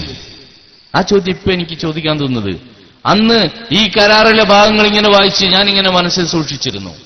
കുറെ കാലത്തിന് ശേഷം ഇംഗ്ലീഷിലുള്ളൊരു പുസ്തകം, ഈ ഹസനുൽ ബന്നയുടെ ഒരു പുസ്തകം, ബ്രദർഹുഡിന്റെ ഈജിപ്തിലെ ഹസനുൽ ബന്ന, ഷഹീദ് ഹസനുൽ ബന്ന എന്ന പേരിൽ അറിയപ്പെടുന്ന ജമാഅത്തെ ഇസ്ലാമി മൈൻഡുള്ള ആ ബിദ്അത്തുകാരന്റെ പുസ്തകം ഒരിക്കൽ വായിക്കാനിടയായപ്പോ അദ്ദേഹം പ്രവർത്തകർക്ക് നൽകുന്ന നിർദ്ദേശങ്ങളുള്ള ഒരു 10-25 നിർദ്ദേശങ്ങൾ കണ്ടു. ആ നിർദ്ദേശങ്ങളിൽ 6 എണ്ണം ഈ കരാറിലുണ്ട്. അദ്ദേഹം എഴുതിയ വാചകം ജമാഅത്തെ ഇസ്ലാമിയുടെ ആശയക്കാരനായ ഹസനുൽ ബന്ന വർഷങ്ങൾക്ക് മുമ്പ് ഈജിപ്തിലെ തന്റെ സഹപ്രവർത്തകർക്ക് വേണ്ടി എഴുതിയ വാചകങ്ങളിലെ 6 എണ്ണം കാന്തപുരം ഒപ്പിട്ട കുവൈത്ത് കരാറിലുണ്ടായിരുന്നു.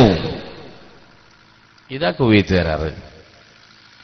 ഈ കുവൈത്ത് കരാറിൽ ഒപ്പിട്ട് വന്ന നിങ്ങൾ ബിദ്അത്തുകാരുടെ ആശയമല്ല നിങ്ങൾക്കുള്ളതെങ്കിൽ പിന്നെ ആർക്കാടോ ബിദ്അത്തിന്റെ ആശയം?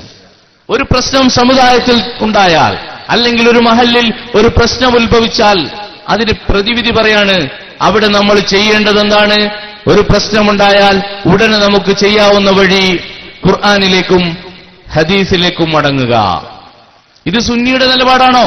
ഇങ്ങനെ നിങ്ങൾ എവിടെയാ കേൾക്കാറുള്ളത്? മുജാഹിദ് ബാലുശ്ശേരിയിലൂടെ, സക്കരിയ സലാഹിയിലൂടെ, ജമാഅത്തെ ഇസ്ലാമി നേതാക്കളിലല്ലേ നിങ്ങൾ കേൾക്കാറുള്ളത്?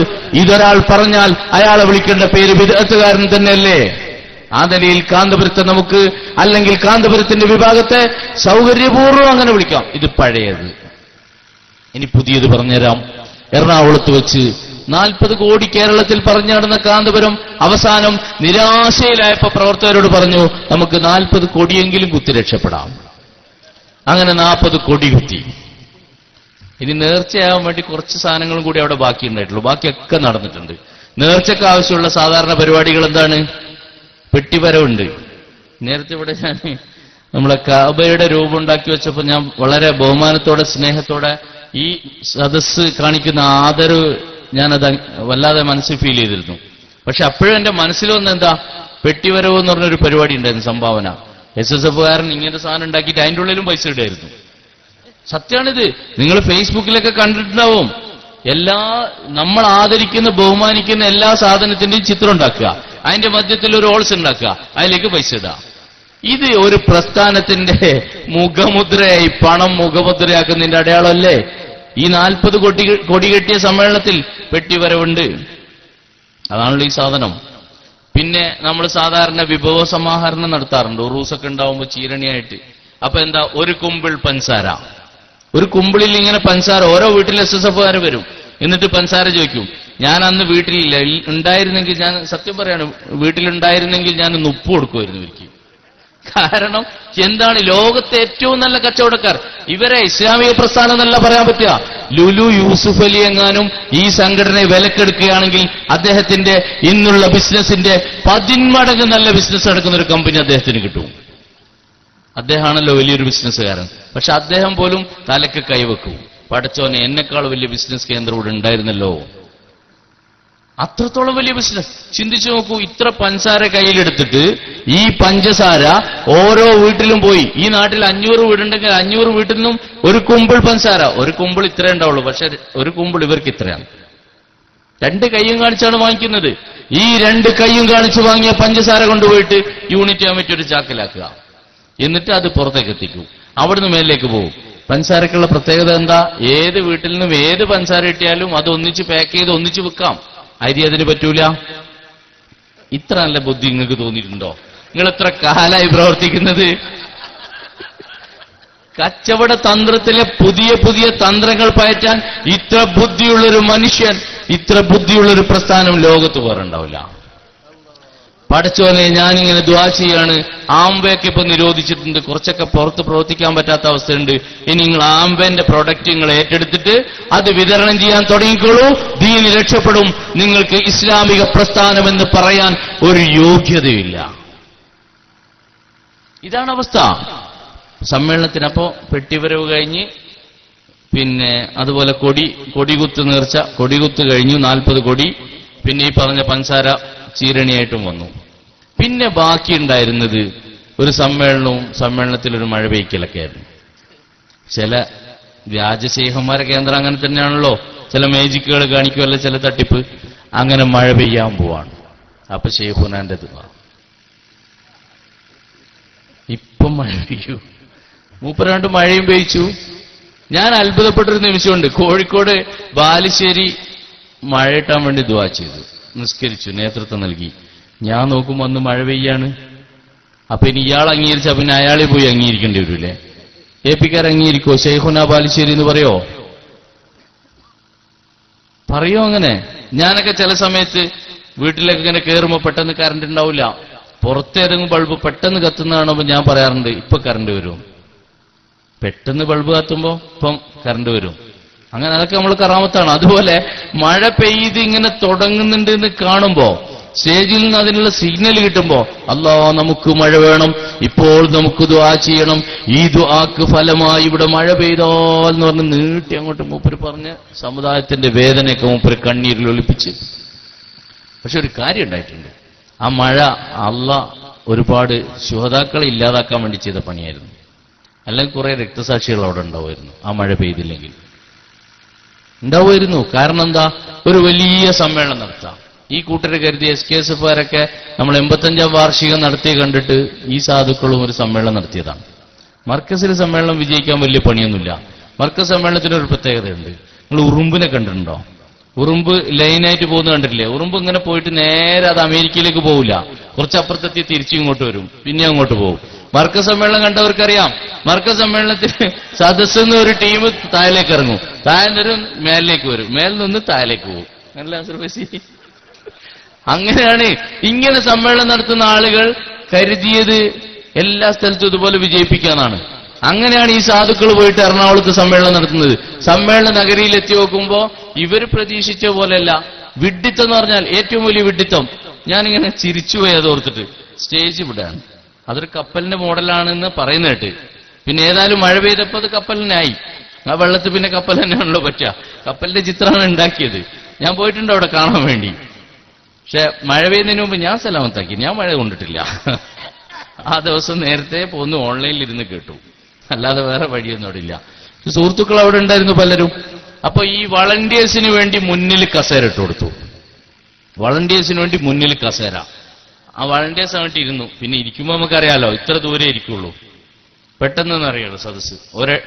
രണ്ടടി മുന്നോട്ട്, രണ്ടടി സൈഡ്, രണ്ടടി ബാക്കിലേക്ക്, രണ്ട് സൈഡിലേക്കും. അപ്പൊ ഒരാൾ ഇരുന്ന് കഴിയുമ്പോഴേക്ക് ഏകദേശം ഒരു ആനനെ കൊണ്ട് നിർത്തിയ ആ സ്ഥലം വേണ്ട വരും ഒരാൾക്ക്. ആ നിലയിലാണ് ഇരിക്കുക. അപ്പൊ പെട്ടെന്ന് ഗ്രൗണ്ടിന് മുൻഭാഗം നിറയും.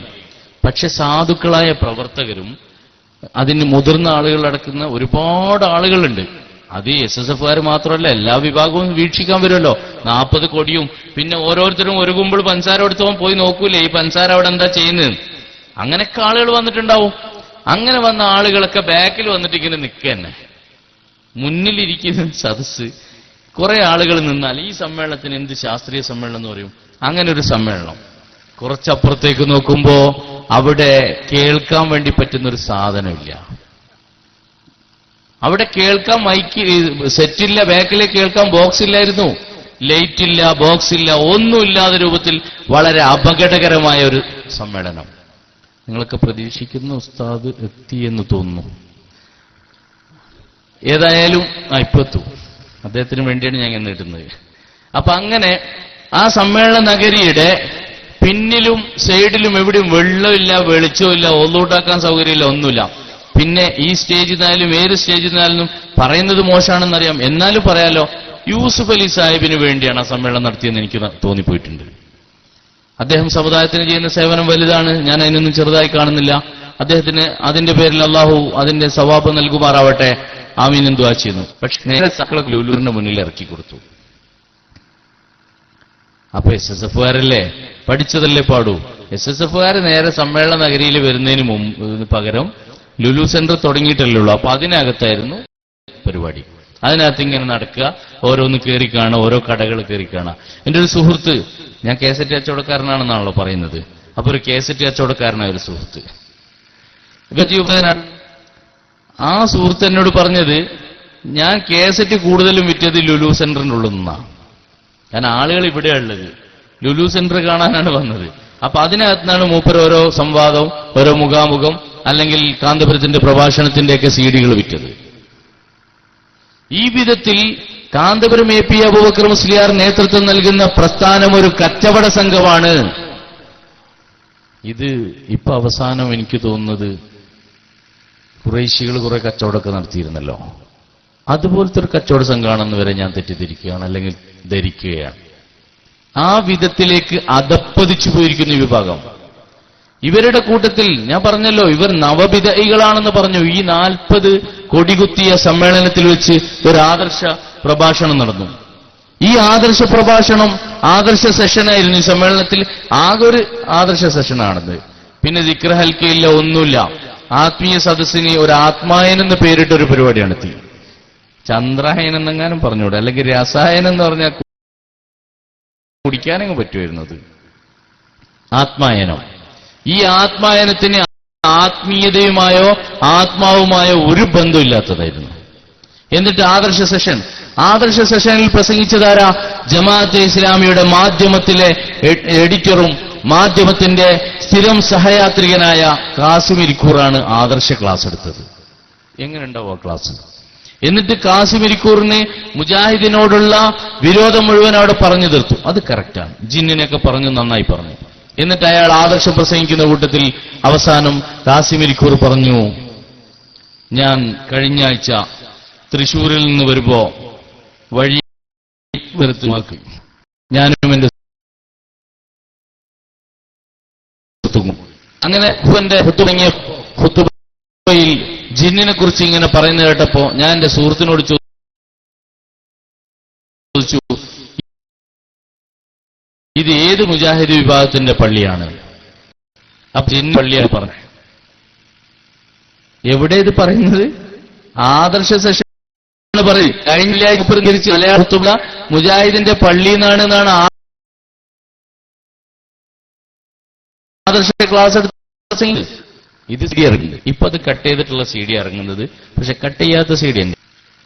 ചിന്തിച്ചു നോക്കൂ പ്രിയപ്പെട്ട സുഹൃത്തുക്കളെ, ആദർശം ക്ലാസ് എടുക്കുന്ന ആള് പറയുന്നത് ഞാൻ നിസ്കരിച്ച പള്ളി മുജാഹിദിന്റെ പള്ളിയിൽ നിന്നാണ് ജുമാ നിസ്കരിച്ചതെന്ന് വിളിച്ചു പറയുന്നു. ഇതേത് പ്രസ്ഥാനം? നിങ്ങൾ ആരെയാ കുറ്റം പറഞ്ഞത്? ഒരു കാലഘട്ടത്തിൽ ശംസുൽ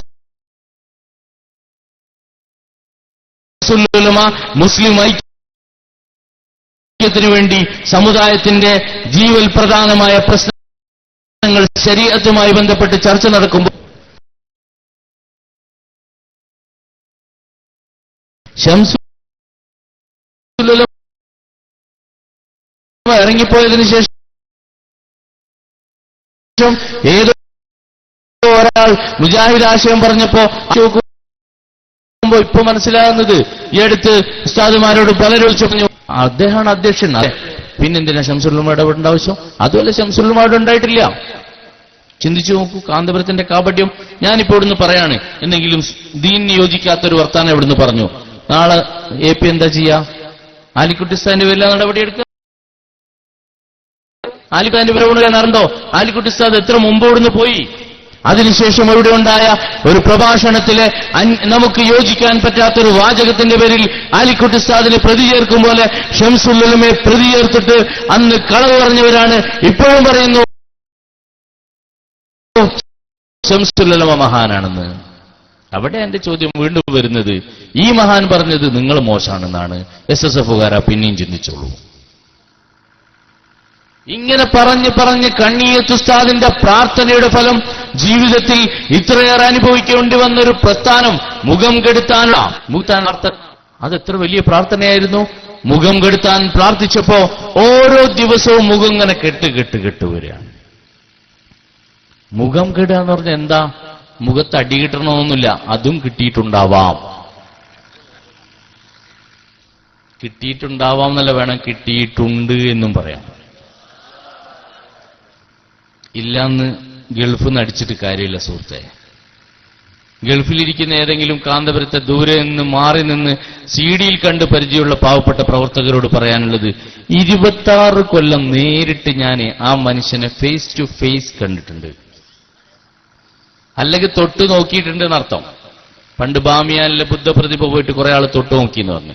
അതുപോലെ ഞാൻ ആ അദ്ദേഹത്തെ തൊട്ടു നോക്കിയിട്ടുണ്ട്, അത്ര അടുത്ത് നിന്ന് കണ്ടിട്ടുണ്ട്. അപ്പോ ഞാൻ പറയുന്ന സത്യങ്ങൾക്ക് അപ്പുറത്തൊന്നും നിങ്ങൾക്ക് പറയാനുണ്ടാവില്ല. പൂർണ്ണമായും ആ മനുഷ്യന്റെ ജീവിതത്തിൽ ഇടപെട്ടുകൊണ്ട്, കൂടെ നിന്നുകൊണ്ട്, കണ്ടറിഞ്ഞുകൊണ്ട്, ചിലപ്പോ വളരെ വിദൂരതയിൽ നിന്ന് കണ്ടുകൊണ്ടും എല്ലാം ഉണ്ടാവും.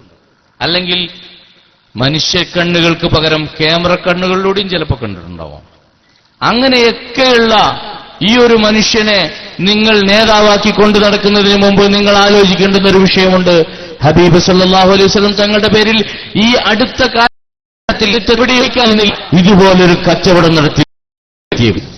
ഹബീബ് സല്ലല്ലാഹു അലൈഹി വസല്ലം തങ്ങളുടെ പേരിൽ ഞാനൊരു ഷഅർ കൊണ്ടുവന്നിരിക്കുന്നു, അത് ഷഅർ മുബാറക്കാണ്, അതിന്റെ പേരിൽ തിരികേശമാണ്, ആ തിരികേശത്തിന്റെ പേരിൽ ഞാനൊരു പള്ളി ഉണ്ടാക്കുന്നു എന്ന് പറഞ്ഞ് ഇവിടെ ഒരു പള്ളി ഉണ്ടാക്കാൻ വേണ്ടി വ്യാജ പിരിവ് നടത്തിയ ഒരു മനുഷ്യനെ ചരിത്രത്തിൽ ഒരുപക്ഷെ കാണാൻ കഴിയില്ല. ഇവിടെ പത്തപ്പിരിയം സക്കാഫിയെ പോലെയുള്ള സുഹൃത്തുക്കൾ ഒരു കാലഘട്ടത്തിൽ പ്രസംഗിച്ചിരുന്നു, ഇന്ത്യയിലെ SKSSFകാരായ വിദ്യാർത്ഥികൾക്ക് ഭാവിയിൽ അവരുടെ മക്കളുടെ മക്കൾക്ക് സ്കൂളിൽ നാളെ ഒരു ചോദ്യം വരും. ആ ചോദ്യത്തിൽ ഇന്ത്യയിൽ ഏറ്റവും വലിയ പള്ളി ഉണ്ടാക്കിയത് ആരാ മോനെ എന്ന് ചോദിച്ചാൽ ഉത്തരം എഴുതേണ്ടി വരും കാന്തപുരം AP അബൂബക്കർ മുസ്ലിയാരെന്ന്. SKക്കാരാ നിന്റെ മോനും ഒരു കുട്ടി പരീക്ഷയെ തോക്കൂന്നാ പറഞ്ഞത്. ഇപ്പൊ ഞാൻ തിരിച്ചു ചോദിക്കുകയാണ്, SKക്കാരന്റെ കുട്ടികൾ മാത്രമല്ലല്ലോ SSFകാരന്റെ കുട്ടികളും ഉണ്ടാവില്ലേ സ്കൂളില്? എന്തായാലും അർക്കസ് ആയിരിക്കണമെന്നില്ലല്ലോ കേരളം മുഴുവൻ. മിക്സഡ് സ്കൂളുകൾ ഉണ്ടാവില്ലേ? അപ്പൊ അവിടെ SSFകാരന്റെ മക്കളുണ്ടാവില്ലേ? അവിടെ ഇനിയും ഒന്നായിരിക്കും. നിങ്ങൾ പറഞ്ഞ ഉത്തരം തന്നെയായിരിക്കും. ചോദ്യം മാറും. എന്താ ചോദ്യം ഉണ്ടാവുക? ഇന്ത്യയിലെ ഏറ്റവും വലിയ പള്ളി ഉണ്ടാക്കുന്നെന്ന് പറഞ്ഞ് ഒരുപാട് ആളുകളെ പിരിവ് നടത്തി, ഒരുപാട് റെസീറ്റുകൾ അടിച്ച്, ഒരുപാട് ബോർഡുകൾ വെച്ച് പിരിവ് നടത്തി, വേണ്ടത്ര തനിക്കാവശ്യമുള്ളത് മുഴുവൻ കിട്ടിക്കഴിഞ്ഞതിന് ശേഷം ഞാൻ പിരിവ് നടത്തിയിട്ടില്ല, അങ്ങനെ ഒരു പള്ളിയില്ല എന്ന് പറഞ്ഞ ഇന്ത്യയിലെ കേരളത്തിലെ ഒരു മുസ്ലിയാരുടെ പേര് പറയൂ എന്നായിരിക്കും ചോദ്യം. ഉത്തരം കറക്റ്റ് ആയിരിക്കും, മാറൂല. ഉത്തരം മാറാൻ ഒരു സാധ്യതയില്ല. അന്ന് SSFകാരാ നിന്റെ മോൻ എഴുതിയിട്ടില്ലെങ്കിൽ സ്കൂൾ തോക്കൂലേ? തോറ്റാ മോശമല്ലേ? അപ്പൊ ഉത്തരം എഴുതണം. എന്തിനാണ് ഇത്തരം വിഡ്ഢിത്തങ്ങൾ ചോദിച്ചു നടന്നത്? ഞാൻ ഇന്നലെ ഇങ്ങനെ ഒരു പ്രസംഗം കേട്ടു. ഞാൻ ആ പഠിച്ചവനെ ഞാൻ അത്ഭുതപ്പെട്ടു പോയി. കാരണം ഞാനും വന്നിട്ടാണ് കേട്ട് ഞാൻ രണ്ടാം ടൈമിൽ. കാരണം അയാൾ പറയാണ്, സയ്യിദായ മഹാനായ വലിയായ ഏറ്റവും ശ്രദ്ധേയനായ റസൂലുള്ളാഹി ബഹുമാനപ്പെട്ട ഉസ്താദിന്റെ കയ്യിൽ ഷെയർ കൊടുത്തത് ബോംബെയിലെ സയ്യിദ്. പഠിച്ചോനെ, അയാളത് കേട്ട ഞെട്ടിപ്പോവും. ഞാൻ ജാലിയവാലിനെ ഒരിക്കലും കുറ്റം പറയില്ല, കാരണം അയാളൊന്നും ഇതൊന്നും അറിയുന്നില്ല ഇവിടെ നടക്കുന്നത്. അവിടെ സാധു 100 റുപ്യ 20 റുപ്യ 50 റുപ്യ ഒക്കെ വാങ്ങിയിട്ടാണ് അവിടെ നിൽക്കുന്നത്. ഇവിടെ വാങ്ങുന്നത് ഏറ്റവും മിനിമം 1000. ഞാൻ ഒരുപാട് കാലം അദ്ദേഹത്തിന്റെ, ഞാൻ നേരത്തെ വരുമ്പോൾ വണ്ടിയിൽ നിന്ന് ഫൈസിയോട് പറഞ്ഞു, ഞങ്ങൾ സംസാരിക്കുമ്പോൾ പറഞ്ഞു, ഞാൻ ഒരുപാട് ശ്രമിച്ചിട്ടുണ്ട് ആ ജാലിയവാലക്ക് നല്ലൊരു വീട് കാന്തപുരം എടുത്തു കൊടുക്കട്ടെ എന്നുള്ളത്. കാരണം ചതിയിൽ വഞ്ചന പാടില്ലല്ലോ. ചതി നടത്തുകയാണെങ്കിൽ അയാളീ കൂട്ടണ്ടേ, അതിലൊരു നടത്താവും. അത് ഞാൻ ഭാവിച്ചു. പക്ഷേ കാറിലെ സാധനം മൂപ്പര് ഉദ്ദേശിച്ചത് ഈ പിരിവ് നടത്തുന്നത് മൂപ്പർക്കും മക്കൾക്കും കുടുംബത്തിനാണ്. പിന്നെ പുറത്തേക്ക് കൊടുക്കുവോ? അത് കൊടുക്കാൻ തയ്യാറായില്ല. സത്യമാണ് പറയുന്നത്. ജാലിയവാലിനെ വിളിച്ചു ചോദിച്ചോളൂ, മുഹമ്മദ് ഭായി വീട് ഫ്ലാറ്റ് ഉണ്ടാക്കി തരാൻ വേണ്ടി കാന്തപുരത്തോട് സംസാരിക്കാമെന്ന് പറഞ്ഞിരുന്നല്ലോ, എന്നിട്ട് 3 വർഷമായി വല്ലതും സാധിച്ചോ എന്ന് ചോദിച്ചാൽ അദ്ദേഹം പറയില്ല. രാമന്തളി ഒരു 3.5 ലക്ഷം രൂപ തന്നിട്ടുണ്ട്, അതിന്റെ അപ്പുറത്ത് വേറൊന്നും കിട്ടിയിട്ടില്ല. അത് കാന്തപുരം തന്നതല്ല, അത് ഞാൻ ഉണ്ടാക്കി കൊടുത്തതാണ്. ഞാൻ ഉണ്ടാക്കി കൊടുത്തിട്ടുണ്ട്, ഇല്ല എന്ന് ഞാൻ പറയുന്നില്ല. ഉണ്ടാക്കി കൊടുത്തതിന്റെ ഗുണമൊക്കെ എനിക്ക് കിട്ടിയിട്ടുണ്ടാവും, സമുദായത്തിന് കിട്ടിയിട്ടുണ്ടാവും, ഇനിയും കിട്ടും. അല്ലാതെ കാന്തപുരം 5 പൈസ മനുഷ്യന് കൊടുത്തിട്ടില്ല. പക്ഷെ കാന്തപുരത്തിന് സമുദായം കൊടുത്തിട്ടുണ്ട്. അതാ ജിഷാമാഹി എല്ലാം എന്നോട് തുറന്നു പറഞ്ഞു, ഞാനത് സമൂഹത്തോട് തുറന്നു പറഞ്ഞു. അങ്ങനെ ഒരു ഗത്യന്തരമില്ലാത്ത വന്നപ്പോ, ജനങ്ങളോടത് തുറന്നു പറയേണ്ടി വന്നപ്പോ, അന്ന് ജിഷാൻ പറഞ്ഞൊരു വാക്കുണ്ടായിരുന്നു, എന്നെ നൗഷാദ് ഹസനി പറ്റിച്ചു. അന്ന് ജിഷാൻ പറഞ്ഞതാ, എന്നെ നൗഷാദ് ഹസനി പറ്റിച്ചു. പിന്നെ കുറച്ചു കാലം കഴിഞ്ഞപ്പോ അതാ നൗഷാദ് ഹസീൻ എന്നെ പറഞ്ഞ് ഞാൻ പറ്റിച്ചിട്ടുണ്ട്. ഇപ്പൊ നൗഷാദ് ഹസീനാണ് ഞാൻ വന്നിരിച്ചു. ഇപ്പൊ ഞാൻ പറയാണ് എന്നെ കാന്തപുരം പറ്റിച്ചു. ഇതൊരു ചാക്രികമായൊരു പ്രവാഹമാണ്. ഇതിങ്ങനെ പോവും, ഇങ്ങനെ വന്ന് ഇനി കാന്തപുരം കുറച്ചു കഴിഞ്ഞ് അവസാനം വീട്ടുതടങ്കിൽ കിടക്കുമ്പോ തന്റെ പ്രിയപ്പെട്ട പത്നിയോടോ മകളോടോ ചിലപ്പോ പറയാൻ സാധ്യത അബ്ദുൽ ബാരി ഉസ്താദിന്റെ മോളോടായിരിക്കും. വേറെ ആരും ചിലപ്പോൾ മൂപ്പര് അംഗീകരിക്കാൻ സാധ്യതയില്ല. ആ സമയത്ത് രക്ഷപ്പെടുകയാണെങ്കിൽ രക്ഷപ്പെടട്ടെ എന്ന് കരുതിയിട്ട് നമ്മുടെ ബഹുമാനപ്പെട്ട അബ്ദുൽ ബാരി ഉസ്താദിന്റെ ഭാര്യ എങ്ങനെ അവിടെ പോയാൽ ഒരുപക്ഷേ കാന്തപുരം എന്റെ ഉത്തരത്തിന്റെ ശേഷമുള്ള ഉത്തരം പറയും, എന്നെ പറ്റിച്ചത് ഹക്കീമാണ്. അങ്ങനെയുള്ളൊരു സാധ്യതയുണ്ട്. ആ വിധത്തിലേക്ക് ജനങ്ങളെ വഞ്ചിച്ചു. കാന്തപുരം എന്താ അവിടെ ചെയ്തത്? നിങ്ങൾ ഈ മഞ്ചേശ്വരത്തിന്റെ ടൗണിൽ, കാസർഗോഡ് പട്ടണത്തിൽ, പരിസരങ്ങളിൽ മുഴുവനും തിരുകേശത്തിന് ഒരു ഉത്തമ കേന്ദ്രം എന്ന പേരിൽ നിങ്ങൾ ബോർഡ് കണ്ടിട്ടില്ലേ? എന്നാലേ മലയാളത്തിൽ ഇറങ്ങുന്ന മാതൃഭൂമി, ഈ മാതൃഭൂമിയിലൂടെ കാന്തപുരം നൽകിയ ഒരു അഭിമുഖമുണ്ട് മാതൃഭൂമിക്ക്. ഈ അഭിമുഖത്തിൽ കാന്തപുരം എന്താ പറഞ്ഞത് നോക്കിക്കോളൂ. കാന്തപുരത്തിന്റെ പ്രസ്താവന ശരിക്കും കേൾക്കാം. കാന്തപുരത്തോട് പത്രക്കാരന്റെ ചോദ്യമാണ്, അങ്ങനെയായിരുന്നെങ്കിൽ തിരുകേശ വിവാദത്തിലേക്ക് താങ്കൾ പോകാൻ പാടില്ലായിരുന്നല്ലോ. മറുപടി, ഞങ്ങൾ ഒരു വിവാദത്തിലേക്കും പോയിട്ടില്ലല്ലോ. ഞങ്ങളിവിടെ മർക്കസ് ഉണ്ടാക്കി പ്രവർത്തിക്കുന്നവരാണ്. മർക്കസ് കൊത്തിക്കോരി കളയേണ്ടതാണെന്ന് ആരെങ്കിലും പ്രസംഗിച്ചാൽ ഞങ്ങൾക്ക് മറുപടി പറയാതിരിക്കാൻ കഴിയുമോ? പ്രവാചകന്റെ കേശം എന്നത് വെറും നാടൻ കേശമല്ല, അത് തിരുകേശം തന്നെയാണ്. ആരങ്ങനെ പറഞ്ഞത്? ഞങ്ങളും അങ്ങനത്തല്ല പറഞ്ഞുള്ളൂ. റസൂലുള്ളാഹി സ്വല്ലല്ലാഹു അലൈഹി വസല്ലം തങ്ങളെ ഷഹർ മുബാറക്കിനെ കുറിച്ച് ഷഹർ മുബാറക്ക് എന്നാണ് പറയാ. അത് ഷഹറേ മുബാറക്ക് എന്നല്ല, ജമാഅത്തെ ഇസ്ലാമിയാണ് അങ്ങനെ പറയാ. ഷഹർ മുബാറക്ക് എന്നാണ് പറയാ. ഷഹറേ മുബാറക്ക് എന്നൊരു ഭാഷയില്ല. ഉറുദുവിലും ഫാർസിയിലൊക്കെ പറയുന്നത് മുയേ മുബാറക് അല്ലെങ്കിൽ ബാൽ മുബാറക്ക് എന്നാണ്. അറബി പറയുകയാണെങ്കിൽ ഷഹർ മുബാറക് അല്ലേ? അറബിയിൽ ഷഹറേ മുബാറക്ക് എന്നില്ല, ഞാൻ എവിടെയും കേട്ടിട്ടില്ല. ഇനി കാന്തപുരത്തിന്റെ മർക്കസിലെ പുതിയ അറബി ലിപിയിൽ ഇങ്ങനെ ഉണ്ടോ എന്നറിയില്ല.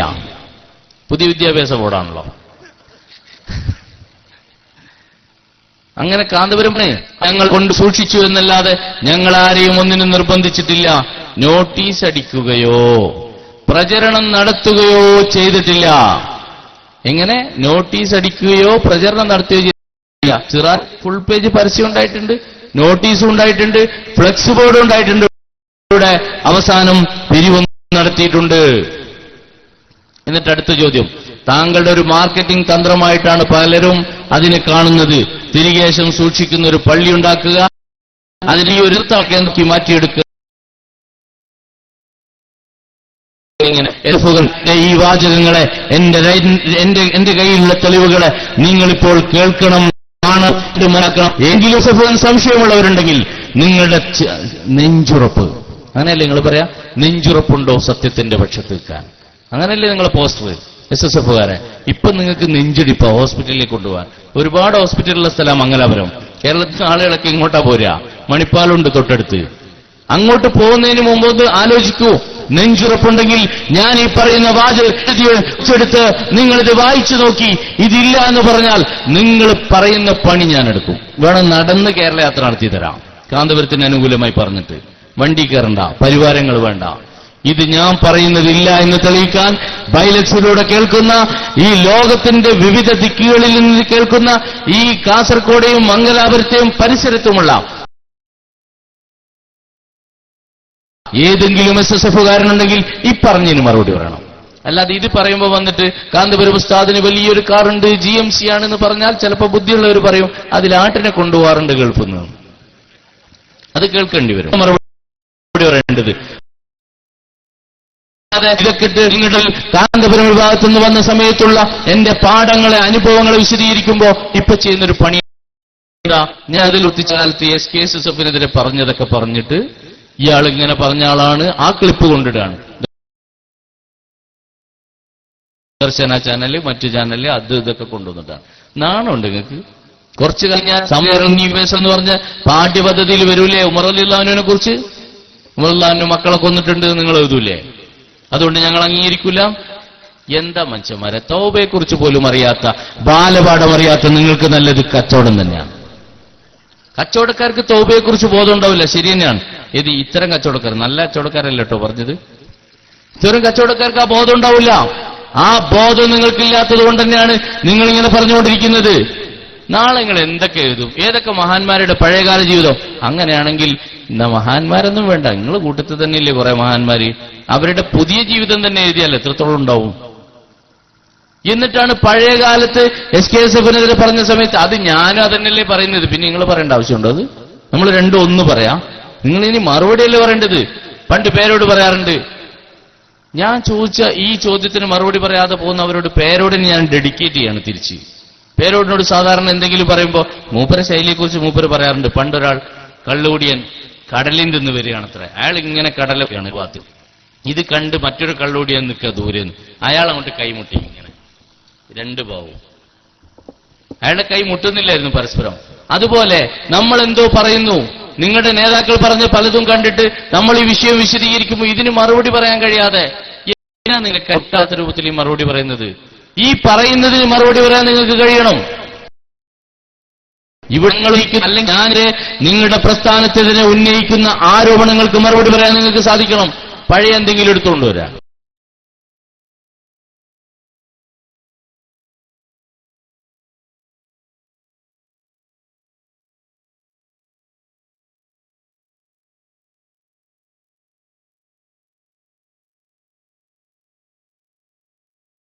അത് SKSFിന് അറിഞ്ഞതിനാണ് ഈ SKSFന്റെ പ്രവർത്തകർ എന്നെ തിരിച്ചറിയുന്നത്. അത് നിങ്ങൾ കൊടുക്കണ്ടില്ല പറയുന്നത്. എന്താണ് ഞാൻ പറയുന്നത്? ഇവിടെ നിന്ന് ഞാൻ മഹാനാണ് കാന്തപുരം എന്ന് പറഞ്ഞ് അയാൾ ആ സ്റ്റേജ് കയറ്റിയിരുന്നത് എന്തിനാണ്? നിങ്ങളെ പണ്ടിട്ട് ഒരു നല്ല വലിയ മന്ദബുദ്ധി സ്കൂൾ തുടങ്ങല. അല്ലാതെ ഈ പ്രവർത്തകരും ഈ മന്ദബുദ്ധികളായി ഇത് കേട്ടിരിക്കുകയാണ്. നേതാക്കൾ മാത്രമല്ല, ഏറ്റവും നല്ല നിങ്ങൾക്ക് കേരളത്തിൽ എത്തിങ്ങാനുകളൊക്കെ പിരിച്ചുവിട്ട് ഇന്ന് അള്ളാഹ് നിങ്ങളെ രക്ഷപ്പെടുത്തും. കാരണം എന്താ? എത്തിൻകുട്ടികളെ ഷർറൊക്കെ നിങ്ങൾ ആ എത്തിൻകുട്ടികളെ ശല്യം ചെയ്യുന്ന നിങ്ങൾ ഒഴിവാക്കിയല്ലോ. ഇനി മന്ദബുദ്ധികൾക്കല്ല, അത് പ്രശ്നമില്ല. അത് ഏതായാലും ഹുക്കുമില്ലാത്ത വിഭാഗത്തിലൊക്കെ ചിലപ്പോൾ പെടുത്താൻ പറ്റും. അപ്പൊ അതുകൊണ്ട് ഞാൻ കേൾക്കുക. എന്നിട്ട് ഞാൻ പറയുന്ന അടിസ്ഥാനപരമായ സംഘടനാപരമല്ല വിഷയം.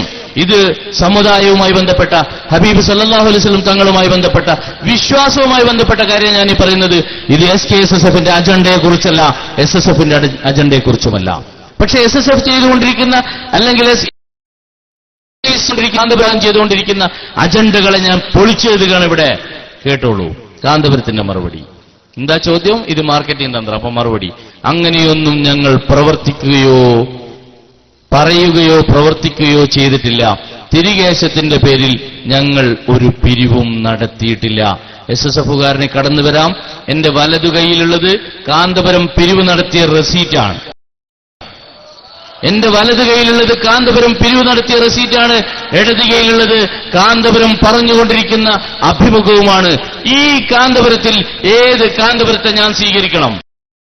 ഞാൻ തീരാ കൂട്ടത്തിലേക്ക് ഞാൻ എല്ലാം മാപ്പ് പറഞ്ഞുകൊള്ളാം നിങ്ങളെ കാന്തപുരത്തോട്. ആരോടൊക്കെ മാപ്പ് പറയണം?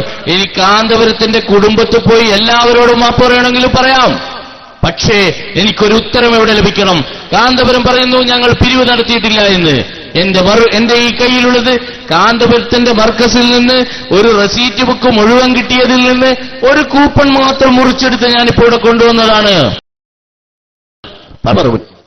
എന്തെങ്കിലും വിളിച്ചു പറഞ്ഞ് എന്റെ നേരെ കുതിര കയറിയിട്ട് കാര്യമില്ല. സത്യത്തിനെതിരെ നിങ്ങൾ കൊഞ്ഞനം കുത്തിയിട്ടും കാര്യമില്ല. കണ്ണടച്ചിട്ടോ ചെവിയടച്ചു വെച്ചിട്ടോ കാര്യമില്ല. ഇത് കാണുന്ന ജനങ്ങളുണ്ട് ഇവിടെ. ആ ജനങ്ങൾ മറുപടി പറഞ്ഞുകൊണ്ടിരിക്കുകയാണ്. ഇപ്പോ നിങ്ങളോട് ചോദിച്ചുകൊണ്ടിരിക്കുകയാണ്. അതുകൊണ്ട് SSFകാരാ പറയൂ, ഇനിയും കേട്ടോളൂ. തിരികേശത്തിന്റെ പേരിൽ ഞങ്ങളൊരു പിരിവും നടത്തിയിട്ടില്ല. പള്ളി ഉണ്ടാക്കാൻ ഇതിന്റെ ഒന്നും ആവശ്യമില്ല. അത് കറക്റ്റാ. ഫുൾ സ്റ്റോപ്പ് ഇട്ടിട്ടാ പറഞ്ഞ്. ഏതിന്റെ ആവശ്യം? മൂപ്പർക്ക് ഇതുവരെ കിട്ടിയ പൈസന്റെ ആവശ്യമൊന്നും പള്ളി ഉണ്ടാക്കാനില്ല. ഇതെന്റെ പള്ളി ഉണ്ടാക്കാൻ വേണ്ടി മാത്രമാണ്. അത് കറക്റ്റ് ആയിരിക്കാം. ഫുൾ സ്റ്റോപ്പ് ഉണ്ട് അവിടെ. വാക്കുകളെ എങ്ങോട്ട് കൊണ്ടുപോകാം അവിടുന്ന്. കാന്തപുരാണ് പറയുന്ന വാക്കുകൾ ദ്വയാർത്ഥങ്ങളുണ്ടാവാം. പള്ളി ഉണ്ടാക്കാൻ ഇതിന്റെ ഒന്നും ആവശ്യമില്ല. ഇന്ത്യയിലാകമാനം 2000-ലധികം പള്ളി മൂപ്പരുണ്ടാക്കിയിട്ടുണ്ടത്രേ. നേരത്തെ ഇവിടെ കേട്ടതാണല്ലോ പള്ളിന്റെയും മദ്രസന്റെയും കണക്ക്. 2000 പള്ളി ഉണ്ടാക്കിയ ആളുടെ പള്ളിന്റെ കണക്ക് ഞാൻ എപ്പോഴും പറയാറുണ്ട്. പള്ളിയെക്കുറിച്ച് ഞാൻ പഠനം നടത്താൻ ശ്രമിച്ചപ്പോ ഞാൻ കുറെ കണക്ക് കൂട്ടി നോക്കി. എങ്ങനെ കൂട്ടിയിട്ടും ആ കണക്ക് അവസാനം ഡോളറിൽ കൂട്ടിയപ്പോഴാണ് മറുപടിയായി കിട്ടിയത്. കേരളത്തിലുള്ള പള്ളികൾ കാന്തപുരം ഉണ്ടാക്കിയത് മൊത്തം എണ്ണി നോക്കിയിട്ട് എങ്ങനെ എണ്ണിയിട്ടും അതിന്റെ കണക്ക് പൂർത്തിയാവുന്നില്ല. അപ്പൊ അവസാനം ഞാൻ അത് ഡോളറിൽ വെച്ചിട്ട് ഒന്ന് ഗുണിച്ചു നോക്കി, ഒന്ന് കൂട്ടി നോക്കി. ഡോളറിൽ കൂട്ടിയപ്പോ ഏകദേശം 2000 കണക്ക് കിട്ടി. തിരിച്ചു കൂട്ടിയാൽ കിട്ടും മറുപടി. പിന്നെ ഈ 2000 പള്ളിയുണ്ട് എന്ന് പറയുന്നവരാണ് പറയുന്നത് ഞങ്ങൾക്ക് 25,000 മദ്രസയുണ്ട്. 2000 പള്ളിയുള്ളവർക്ക് 25,000 മദ്രസ ഉണ്ടായാൽ മതിയോ? നിങ്ങൾ ചിന്തിച്ചു നോക്കൂ. അപ്പൊ 25,000 മദ്രസ ഉണ്ട് എന്നത് എപ്പോഴുണ്ട്? ഇപ്പൊ കൂട്ടിയ ഉത്തരം കിട്ടൂല. മാസം കുറച്ച് ഇനിയുണ്ട്. റമദാനിൽ 27-ാം രാവ് പോയി സ്വലാത്ത് നഗറിലിരുന്ന് ഒരു കണക്കിങ്ങനെ കൂട്ടുക.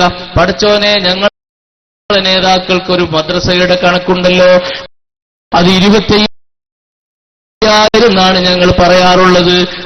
മദ്രസന്റെ കണക്ക് ലൈലത്തുൽ ഖദറിന്റെ അന്ന് കൂട്ടിയാൽ ചിലപ്പോൾ 25,000 കിട്ടും.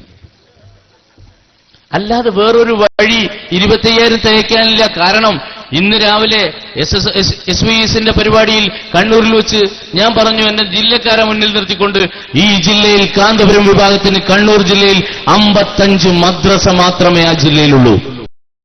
പിന്നെങ്ങനെ 25,000 ആവുക? എങ്ങനെ 25,000 ആവുക? മദ്രസയിലെ കുട്ടികളെ കൂട്ടിയിട്ടാണോ നിങ്ങൾ കണക്കൂട്ടിയത്? എന്നാ പിന്നെ ഞങ്ങൾ പറയുന്നതിന്റെയും താഴെയായിരിക്കും. പിരിവിന് വേണ്ടി ഏത് ദുർന്യായങ്ങൾ ഉണ്ടാക്കാനും തയ്യാറുള്ളവർ. അറബിയിൽ ഒരു ഡോക്യുമെന്ററി ഉണ്ട്. അതിൽ മർക്കസ് ഉണ്ടാക്കിയ വർഷം പറയുന്ന എപ്പോഴാണെന്ന് അറിയോ? AD 1878 തോന്നുന്നുണ്ട്. 500 കൊല്ലം മുമ്പാണ്. പറഞ്ഞ വർഷം കറക്റ്റ് ആയിരിക്കില്ല. ഏതായാലും 500 കൊല്ലം മുമ്പാണ് മർക്കസ് ഉണ്ടാക്കിയത്. പടച്ചോനെ, ഇവർ ഈസാ നബി ഉണ്ടാക്കിയെന്ന് പറയാത്ത ഭാഗ്യം. ഈസാ നബി ഉണ്ടാക്കിയെന്ന് പറയാത്ത ഭാഗ്യം. ഒരു ഡോക്യുമെന്ററിയിലാണ് അബ്ദുൽ ഹക്കീം അസ്ഹരി കുറെ ഡയലോഗൊക്കെ പറയുന്ന ഒരു ഡോക്യുമെന്ററി ഉണ്ടാക്കിയിട്ടുണ്ട് അറബികൾക്ക് കൊടുക്കാൻ. പിരിവല്ലേ? പിരിവിനിങ്ങനൊക്കെ തന്നെയല്ലേ പറയേണ്ടത്? കഥ ഈ ചോദ്യമില്ലല്ലോ. എന്നാ പിന്നെ നിങ്ങൾ ഈ കഥയുമായിട്ട് കഴിഞ്ഞ പോരെ, മതവുമായിട്ട് കഴിയണോ? മതം പറയാൻ വരണോ? എന്നിട്ട് കാന്തപുരം വീണ്ടും പറയാണ്, ഞങ്ങൾ പണ്ടി ഉണ്ടാക്കാൻ ശ്രമിച്ചിട്ടില്ല, അങ്ങനെ ഒരു പിരിവ് ആവശ്യമില്ല. എന്നാ കേട്ടോളൂ, തിരുകേശത്തിനൊരു ഉത്തമ കേന്ദ്രം, 25,000 പേർക്ക് നിസ്കരിക്കാവുന്ന മസ്ജിദ്, Islamic heritage museum, Islamic digital library, sharia research centre, വിവിധ സൗകര്യങ്ങൾ ഉൾക്കൊള്ളുന്ന, അത് നന്നായിട്ടുണ്ട്. ഇസ്ലാമിക വാസ്തുശില്പകലയിൽ നിർമ്മിക്കുന്ന ഏറ്റവും വലിയ മസ്ജിദ് സമുച്ചയത്തിന്റെ നിർമ്മാണത്തിൽ പങ്കാളിയാവുക. എന്താ ഈ പറഞ്ഞതിന്റെ അർത്ഥം? അവിടെ പോയിട്ട് കല്ലും മണ്ണും വാരി കൊടുക്കുന്ന അല്ല, സംഭാവന കൊടുക്കണമെന്നാ. ഇതിനകത്ത് ഡൊണേഷൻ ഉണ്ട്.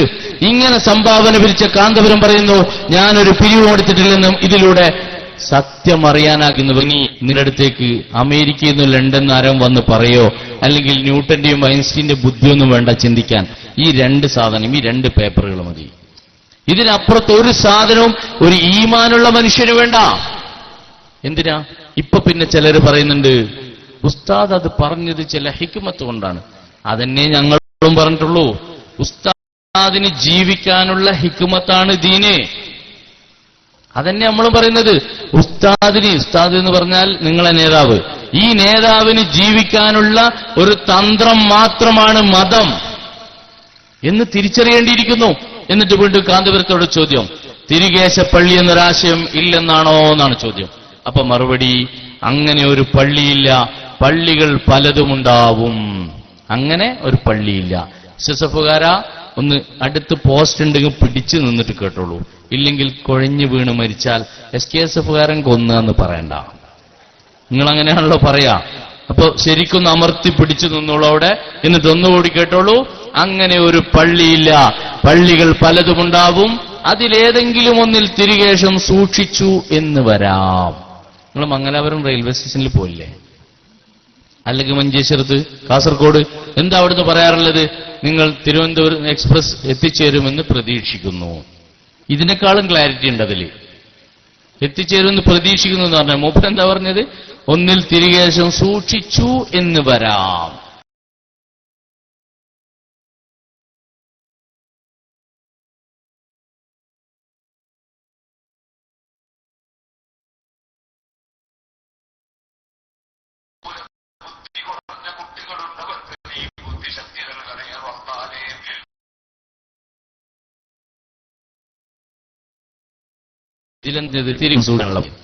ഇതിലുള്ളതാണ്. എന്നിട്ട് മൂപ്പര് പറയാൻ, ഞാൻ ഇതിലൊരു പാടിയിട്ടില്ല. ഇത് ഞാനിവിടെ വരുമ്പോ ബാഡ്ജ് ശൂന്യാകാശത്ത് കോഴിക്കോട് ഒരു ശിലാന്യാസം നടത്തിയിരുന്നില്ലേ? എനിക്ക് തന്നിച്ചാണ് എനിക്ക് ബാഡ്ജ് കാരണം എന്തുകൊണ്ട് ഈ സ്വഭാവം അറിയാം. അപ്പൊ ഇപ്പോഴും ഞങ്ങൾ ഒരു പരിപാടിയിലും പങ്കെടുത്തില്ല. എന്നാൽ ഞാൻ SSFകാരന് സംഭാവനയായിട്ട് ഒരു 500 SSFകാർ വന്നോളൂ, സനത് കൊടുക്കുമ്പോൾ ഓരോരുത്തരെയും കഴുത്തിലിട്ടുതരാം. 500 ഉണ്ടെങ്കിൽ ഈ സാധനം എന്റെ കയ്യിലുണ്ട്. ഇതുപോലെ 500 പരിപാടിയിലെങ്കിലും പങ്കെടുത്തതിന്റെ തെളിവുകൾ എന്റെ കയ്യിലുണ്ട്. ഓരോ SSFകാരനും കാന്തപുരം വിളിക്കുമ്പോൾ ഞാൻ വിളിക്കും. കാന്തപുരം അബ്ദുൽ ഹക്കീം, പിന്നെ പത്തപുരം അബ്ദുൾ റഷീദ് സക്കാഫി, വഹാബ് സക്കാഫി മമ്പാട്, ഇങ്ങനെ വിളിക്കും. അപ്പൊ ഞാൻ ഇങ്ങനെ ഓരോരുത്തർക്ക് ഇതിങ്ങനെ ഇട്ട് കൊടുക്കും. അങ്ങനെ 500 എണ്ണമെങ്കിലും മിനിമം ഈ മാതിരി സാധനങ്ങൾ തരാൻ എനിക്ക് കഴിയും. 500 നാട്ടിലുള്ള പരിപാടി, ഒറ്റ നാട്ടിലുള്ളതല്ല. അതിൽ സഹദിയുണ്ട്, ഇവിടെയുള്ള ഒരു സഹദിയ ഉണ്ടല്ലോ, ദേളി സഹദിയ. തൊട്ടടുത്തൊരു എന്താണ് മഹ്ലറെ മൽഹർ, ആ സ്ഥാപനത്തിന്റെ ഉണ്ട്. എല്ലാം അങ്ങറ്റം വരെ തിരുവനന്തപുരം വരെ ഭീമാപ്പള്ളിയിലുള്ള SSFന്റെ അടക്കമുണ്ട്.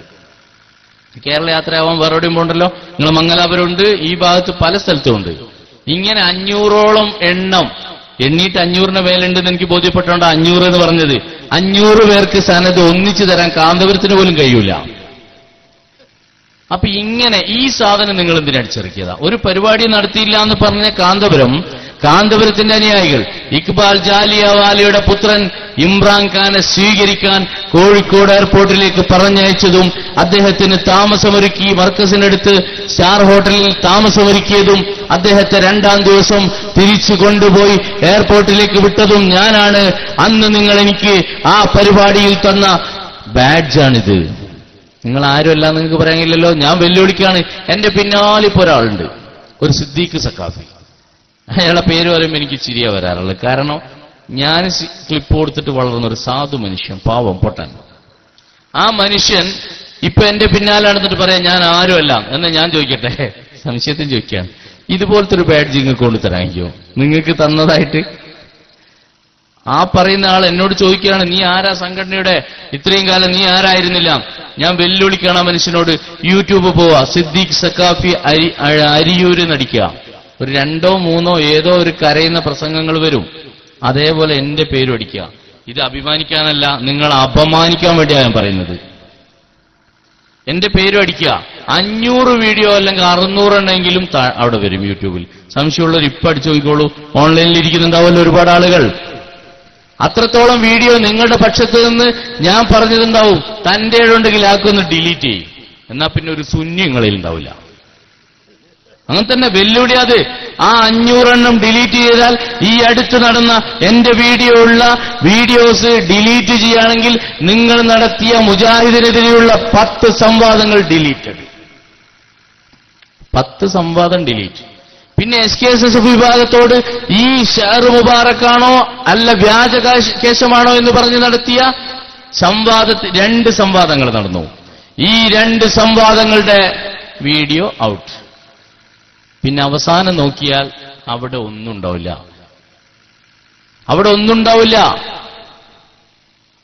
അതുപോലെ കേരളത്തിൽ നടന്ന 65ഓളം സംവാദ വ്യവസ്ഥയിൽ ഞാൻ പങ്കെടുത്തിട്ടുണ്ട്. അതിൽ പലതും യൂട്യൂബിലുണ്ട്. സ്ഥലം ആവശ്യമുണ്ടോ ചോദിച്ചോ. ഇതൊക്കെ സൂക്ഷിച്ച പോലെ അതും ഞാൻ സൂക്ഷിച്ചിട്ടുണ്ട്. കാരണം നിങ്ങളെ സ്വഭാവം നന്നായിട്ട് അറിയാലോ. നേതാക്കൾക്ക് പറ്റിയ അനുയായികൾ അതിനകത്തുണ്ട് എന്ന് അന്ന് തന്നെ തിരിച്ചറിഞ്ഞതുകൊണ്ട് ഒരു നിമിത്തം പോലെ ഞാനത് സൂക്ഷിച്ചിട്ടുണ്ടായിരുന്നു. സക്കാഫി ഉസ്താദ് മഞ്ചേശ്വരത്തെത്തിയിട്ടുണ്ട്. അപ്പൊ ഞാൻ നിർത്താൻ തുടങ്ങുകയാണ്. നിർത്താൻ തുടങ്ങുന്നുള്ളൂ.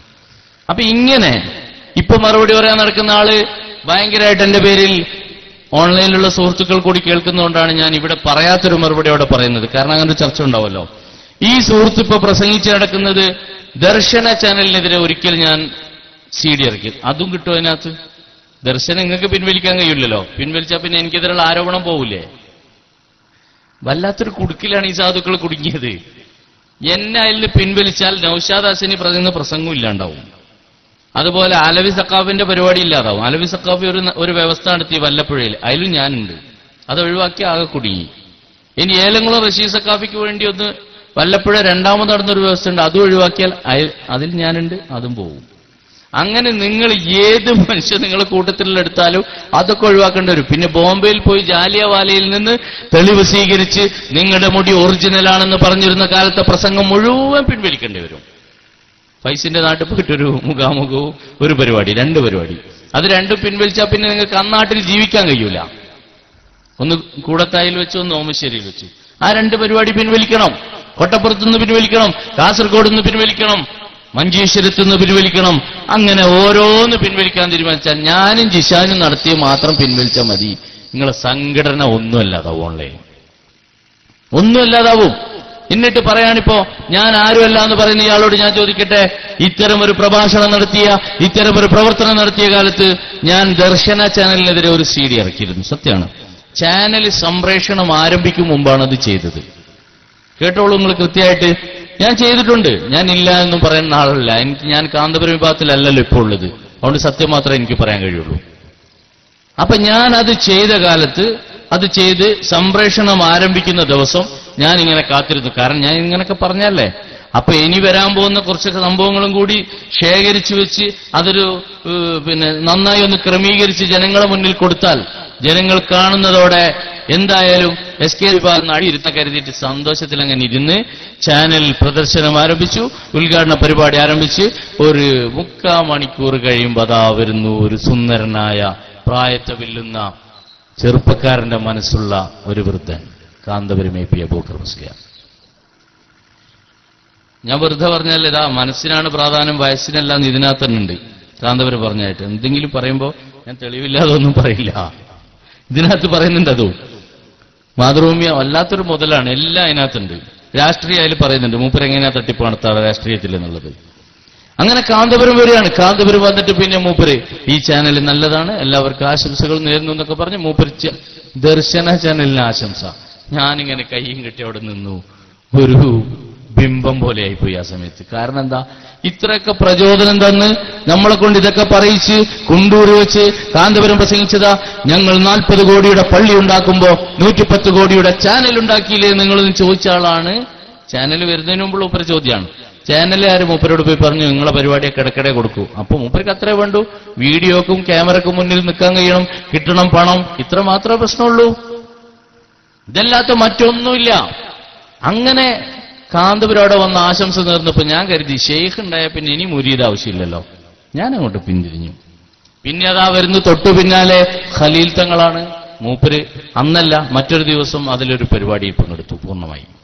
അത് കഴിഞ്ഞിട്ട് പിന്നെ അതാ വരുന്നു AK അബ്ദുൽ ഹമീദ്. പിന്നെ അങ്ങോട്ട് ഒരുപാട് ആളുകൾ അങ്ങോട്ട് വന്നു. പിന്നെ ഒരു ദിവസം ഞാനിങ്ങനെ പൂങ്കാവനം മാസിക എടുത്തു നോക്കുമ്പോ പൂങ്കാവനം മാസികയിൽ അതാ അതിന്റെ ബാക്കിൽ തന്നെ ഒരു പരസ്യമാണ്. എന്താ പരസ്യം? ഒരു പുതിയ ദൃശ്യ സംസ്കാരത്തിന് തുടക്കമാകുന്നു ദർശന ചാനല്. ഇതെന്റെ ഓൺലൈൻ സുഹൃത്തുക്കൾക്കും കൂടിയായിട്ടാണ് ഞാൻ ഇത് പറയുന്നത്. പൂങ്കാവനത്തിലൂടെ പറയാണ്. അപ്പൊ പിന്നെ SSFകാർക്ക് പല്ലി ഇവരുമായിട്ട് ഭയങ്കര ബന്ധമുള്ള സാധനം. പല്ലിക്കൊരു സ്വഭാവം ഉണ്ടല്ലോ, ആരെങ്കിലും പിടിക്കൂന്ന് കണ്ടാൽ വാല് മുറിച്ചിട്ട് അത് രക്ഷപ്പെടും. അതേ സ്വഭാവം കാന്തപുരം വിഭാഗത്തിനുണ്ട്. ഇവരെന്ത് ചെയ്തു? ഇവര് സാധാരണ വേണമെങ്കിൽ ഇവർ വിളിച്ചു പറയും, ഇനി സിദ്ദീഖ് സക്കാഫി, ഞാൻ സിദ്ദീഖിന് മറുപടി പറഞ്ഞതുകൊണ്ട് സിദ്ദീഖ് സക്കാഫി വിളിച്ചു പറയും പൂങ്കാവനം ഞങ്ങളെ മാസികയല്ല എന്ന് പറയും. ശരിയാണ്, സംഘടനയുടെ ഔദ്യോഗിക മാസികയല്ല. ഇപ്പൊ തന്നെ അടി തുടങ്ങിയിട്ടുണ്ടാവും ഇല്ലേ? ഓൺലൈനിൽ വന്നില്ലേ, പൂങ്കാവനം ഞങ്ങളുടെ മാസികയല്ല, ഞങ്ങളുടെ സംഘടനാ പ്രവർത്തകർ ആരോ നടത്തുന്ന മാസികക്ക് ഞങ്ങൾ മറുപടി പറയേണ്ടതില്ല എന്ന് പറയും. പക്ഷേ എനിക്കെതിരെ പറഞ്ഞത് ആരാ? സിദ്ദീഖ് സക്കാഫി അല്ലേ? സിദ്ദീഖ് സക്കാഫിനോട് ഞാൻ പറയുന്നു ഇത് പൂങ്കാവനത്തിലുള്ളതാണ്, ഇത് നിങ്ങളുടെ സഹയാത്രികളുടെ പത്രം തന്നെയാണ്. എന്നാ പിന്നെ പോട്ടെ, അതും കൂടി മാത്രമല്ല, പൂങ്കാവനം ഞാൻ ഇങ്ങനെ മറിച്ചു. അപ്പൊ പൂങ്കാവനത്തിലൊരു ലേഖനം, ഒരു ഫീച്ചർ, അതിൽ പറയാണ് അരിയൂരിൽ നിന്നൊരു ശുഭവാർത്ത. അതേ സിദ്ദീഖ് സക്കാഫിനെ കുറിച്ച് എന്നെ ഈ നിലയിൽ പറഞ്ഞ ആള് ദർശനക്ക് പരസ്യം കൊടുത്ത അതേ മാസികയിൽ ഒരു അഭിപ്രായം. വെട്ടിക്കാട്ടിരി ഹംസ ഹാജിയുടെ മകൾ ബുഷ്റയാണ് സിദ്ദീഖ് കല്യാണം കഴിച്ചത്. അത് അദ്ദേഹത്തിന് ബോധ്യപ്പെടാൻ വേണ്ടിയാണ് പറഞ്ഞത്. ഏതായാലും ബുഷ്റയെ തന്നെ കല്യാണം കഴിച്ചതെന്ന് സിദ്ദീഖിന് ഉറപ്പുണ്ടാവുമല്ലോ. എന്നാൽ നിങ്ങളെ കല്യാണത്തെക്കുറിച്ച് പറഞ്ഞിട്ടുള്ള ഒരു ലേഖനം, ഒരു ഫീച്ചർ അവന് സംഘടന നിഷേധിച്ചാലും സിദ്ദീഖിന് സ്വന്തം കല്യാണം നിഷേധിക്കാൻ കഴിയില്ലല്ലോ. അപ്പൊ നിങ്ങളുടെ കല്യാണം എഴുതിയ പത്രം അപ്പൊ പറയും എന്റെ കല്യാണം അങ്ങനെ നല്ല കാര്യം, ഞാൻ സ്ത്രീധനം വാങ്ങാതെ കഴിച്ചതുകൊണ്ട് എഴുതിയതാണെന്ന് പറയും. സ്ത്രീധനം വാങ്ങാതെ തന്നെ ഞാനും കഴിച്ചത്. അതൊരു നല്ല കാര്യം തന്നെയാണെങ്കിലും അത് സിദ്ദീഖിനെയും എന്നെയും വലിയ മഹാനാക്കാനൊന്നും കാരണമാവില്ല. അങ്ങനെയാണെങ്കിൽ ഇവിടെ കേരളത്തിൽ സ്ത്രീധനം വാങ്ങാതെ 4 കല്യാണം കഴിച്ചിട്ട് ഭാര്യമാരെ പോറ്റുന്ന ആളാണ് സുഹൈർ ചുങ്കത്തറ. അയാളുണ്ട് നമ്മൾ അംഗീകരിക്കുന്നത്? നമ്മൾ അംഗീകരിക്കുന്നത്? മുജാഹിദ് നേതാവല്ലേ അയാള്. അതുകൊണ്ട് അങ്ങനെ കല്യാണം കഴിച്ചുകൊണ്ടൊന്നുമില്ല. പക്ഷെ ഞാൻ ഇതെടുത്ത് പറയാൻ കാരണം, ഇതിൽ നിങ്ങൾ പറയുന്നുണ്ട് എന്താണെന്നറിയോ, ആദർശ വിവാഹത്തിന് തനിക്ക് പ്രചോദനമായത് പൂങ്കാവനം മാസികയാണ്. ഇത് സിദ്ദീഖിന്റെ വാചകമാണ്. നിങ്ങൾക്ക് പൂങ്കാവനം നിങ്ങൾക്ക് പ്രചോദനമല്ലേ? എന്നാലും മോനെ അടുത്ത ആഴ്ച പോയിട്ട് വീട്ടിൽ ഒരു നല്ല കേബിൾ കണക്ഷൻ എടുത്ത് പൂങ്കാവനം പ്രചോദനമാക്കി ദർശന TV കണ്ടോളൂ. എന്താ ഇത് കണ്ടൂടെ? നല്ലൊരു ദൃശ്യ സംസ്കാരാണ് നിങ്ങൾ ചെയ്തത്, നല്ലൊരു വിവാഹ സംസ്കാരാണ്. അതുപോലൊരു ദൃശ്യ സംസ്കാരം കൂടി വന്നാൽ, ഇതിലിതാ ഒരു പരിപാടിയുടെ പേരുണ്ട്, അമ്മയ്ക്കൊരു ഉമ്മ, അതുപോലെ സമർപ്പണം, അങ്ങനെയൊക്കെ പറഞ്ഞ നല്ല പരിപാടികളുണ്ട്. നേർവഴി, നിങ്ങൾ ചിലപ്പോൾ നേർവഴിയിലെത്താം. ഇതാണ് കാന്തപുരം വിഭാഗത്തിന്റെ അടിസ്ഥാനമില്ലാത്ത വാദങ്ങളിലൊന്നാണ് തെളിയിക്കുന്നത്. ഇതൊക്കെ പോട്ടെ, നമ്മൾ ഇതൊക്കെ വിട്ടുകൊടുക്കാം. ഇതെല്ലാം നമ്മൾ വിട്ടാലും അടിസ്ഥാന പ്രശ്നത്തിൽ നിന്ന് നമുക്ക് ഒരിക്കലും ഇവരെ ഒഴിഞ്ഞു മാറാൻ അനുവദിക്കാൻ പറ്റൂല. നാളെ മഹ്ശറിൽ, മഹാന്മാരുടെ മുന്നിൽ മഹ്ശറിലെത്തുമ്പോ അള്ളാഹുവിന്റെ കോടതിയിൽ വെച്ച് കാന്തപുരത്തിന്റെ കൈ പിടിച്ച് അദ്ദേഹത്തിന്റെ കോപിടിച്ച് നിർത്തിയും ഷംസുൽ ഉലമ പോലെയുള്ള മഹാന്മാരുടെ അടുത്തേക്ക് ഞങ്ങൾ അടുത്തു പോകുന്നതിനെ തടഞ്ഞു നിർത്തിയിട്ട് ഞങ്ങളെ പിടിച്ചുകെട്ടി അവിടെ ഒരു മതിൽ നിർമ്മിച്ചിട്ട് കാന്തപുരം AP അബൂബക്കർ മുസ്ലിയാർ ആ മഹാന്മാരെ തൊട്ടറിയുന്നതിനെ നിങ്ങൾ തടുത്തിട്ടുണ്ട്. പിന്നീട് നിങ്ങൾ വിളിച്ചു പറഞ്ഞു അവർ മഹാന്മാരാണെന്ന്. അതിന്റെ പേരിൽ മഹ്ശറിൽ നിന്ന് അതിന്റെ ശിക്ഷ അനുഭവിച്ചിട്ടല്ലാതെ കടന്നുപോകാൻ അനുവദിക്കില്ലെന്ന് അവിടെ ഞങ്ങൾ വിളിച്ചു പറയും. നിങ്ങളെ കോളർ പിടിച്ചു അവിടെ നിങ്ങളെ കുത്തിപ്പിടിക്കാൻ ഞങ്ങളുണ്ടാവും. രണ്ടാമത് ഏറ്റവും പ്രധാനപ്പെട്ട ഒരു കാരണത്തിന് ഹബീബ് സല്ലല്ലാഹു അലൈഹി വസല്ലം തങ്ങളുടെ ഷഅർ മുബാറക് എന്ന് പറഞ്ഞ് നിങ്ങൾ കാന്തപുരത്തിന്റെ ആളുകൾ വന്ന് ഇവിടെ കാന്തപുരത്തിന്റെ പേരിൽ പല തോന്നിവാസങ്ങളും കാന്തപുരവും പ്രവർത്തകരും നടത്തിയിട്ട് റസൂലുള്ളാഹി സ്വല്ലല്ലാഹു അലൈഹി വസല്ലം തങ്ങളുടെ പേര് പറഞ്ഞ് കച്ചവടം നടത്തിയ വൃത്തികെട്ട കച്ചവടം, ആ വൃത്തികെട്ട കച്ചവടം കാരണമായി ഞങ്ങൾ അനുഭവിച്ച ഹബീബ് സല്ലല്ലാഹു അലൈഹി വസല്ലം തങ്ങൾക്കെതിരെ പലപ്പോഴും വ്യാജം പറയാൻ നിങ്ങളോടൊപ്പം നിൽക്കേണ്ടി വന്നതിന് ഞങ്ങൾ ജീവിതത്തിൽ മാപ്പ് തരില്ല. മഹ്ശറിൽ നിങ്ങളെ ഞങ്ങൾ കുത്തിപ്പിടിക്കും. അവിടെ ഒരിക്കലും മാപ്പ് തരാൻ കഴിയില്ല. കാരണം എന്താ? ജീവിതത്തിൽ ദുനിയാവിൽ വെച്ച് തന്നെ നിങ്ങളുടെ കാപട്യത്തെ ഞങ്ങൾക്ക് തിരിച്ചറിയാൻ കഴിഞ്ഞിട്ടുണ്ട്. പാവപ്പെട്ട SSFകാരോട് ഞാൻ ചോദിക്കട്ടെ, നിങ്ങൾ വിശ്വസിക്കുന്ന കാന്തപുരം നിങ്ങളെ വഞ്ചിക്കുന്നതിന്റെ കഥ നിങ്ങൾക്ക് കേൾക്കണോ? കേട്ടോളൂ. ബോംബെയിലെ ജാലിയവാലയുമായി, മുഹമ്മദ് ഇക്ബാൽ ജാലിയവാലയുമായി ഒരുപാട് കാലത്തെ 3.5 വർഷം 60 പ്രാവശ്യവുമായി 60 ദിവസം കണ്ടുമുട്ടിയ ബന്ധമുണ്ട് എനിക്ക്. നിങ്ങളുടെ കാന്തപുരത്തിന് ജാലിയവാലയുമായുള്ള ബന്ധം വളരെ തുച്ഛമായൊരു ബന്ധമാണ്, ചുരുങ്ങിയ ദിവസത്തെ ബന്ധം. ഒരു പ്രാവശ്യം ഒരു ദിവസം കണ്ട ബന്ധം മാത്രം. പക്ഷേ ബോംബെയിലേക്ക് ആദ്യം പോയതാരാ? ഹമീദ് ഫൈസിയും കൂട്ടരുമാണ്. 3 വിഭാഗങ്ങളാണ് ബോംബെയിൽ പോയത്. ഒന്ന് ഹമീദ് ഫൈസി, 2 ഞങ്ങള്, 3ാമത്തെ ജിഷാൻ മാഹി. ഈ 3 വിഭാഗവും ഇപ്പോൾ കാന്തപുരത്തിനെതിരാണ്. ബോംബെയിലേക്ക് പോയ 3 വിഭാഗവും കാന്തപുരത്തിനും കാന്തപുരം കൊണ്ടുവന്നതിനും കാന്തപുരത്തിന്റെ ജാലിയവാലയ്ക്കും എതിരായി മാറുന്ന അവസ്ഥയിലേക്ക് എത്തി. എന്തുകൊണ്ട് ഇത് സംഭവിച്ചു?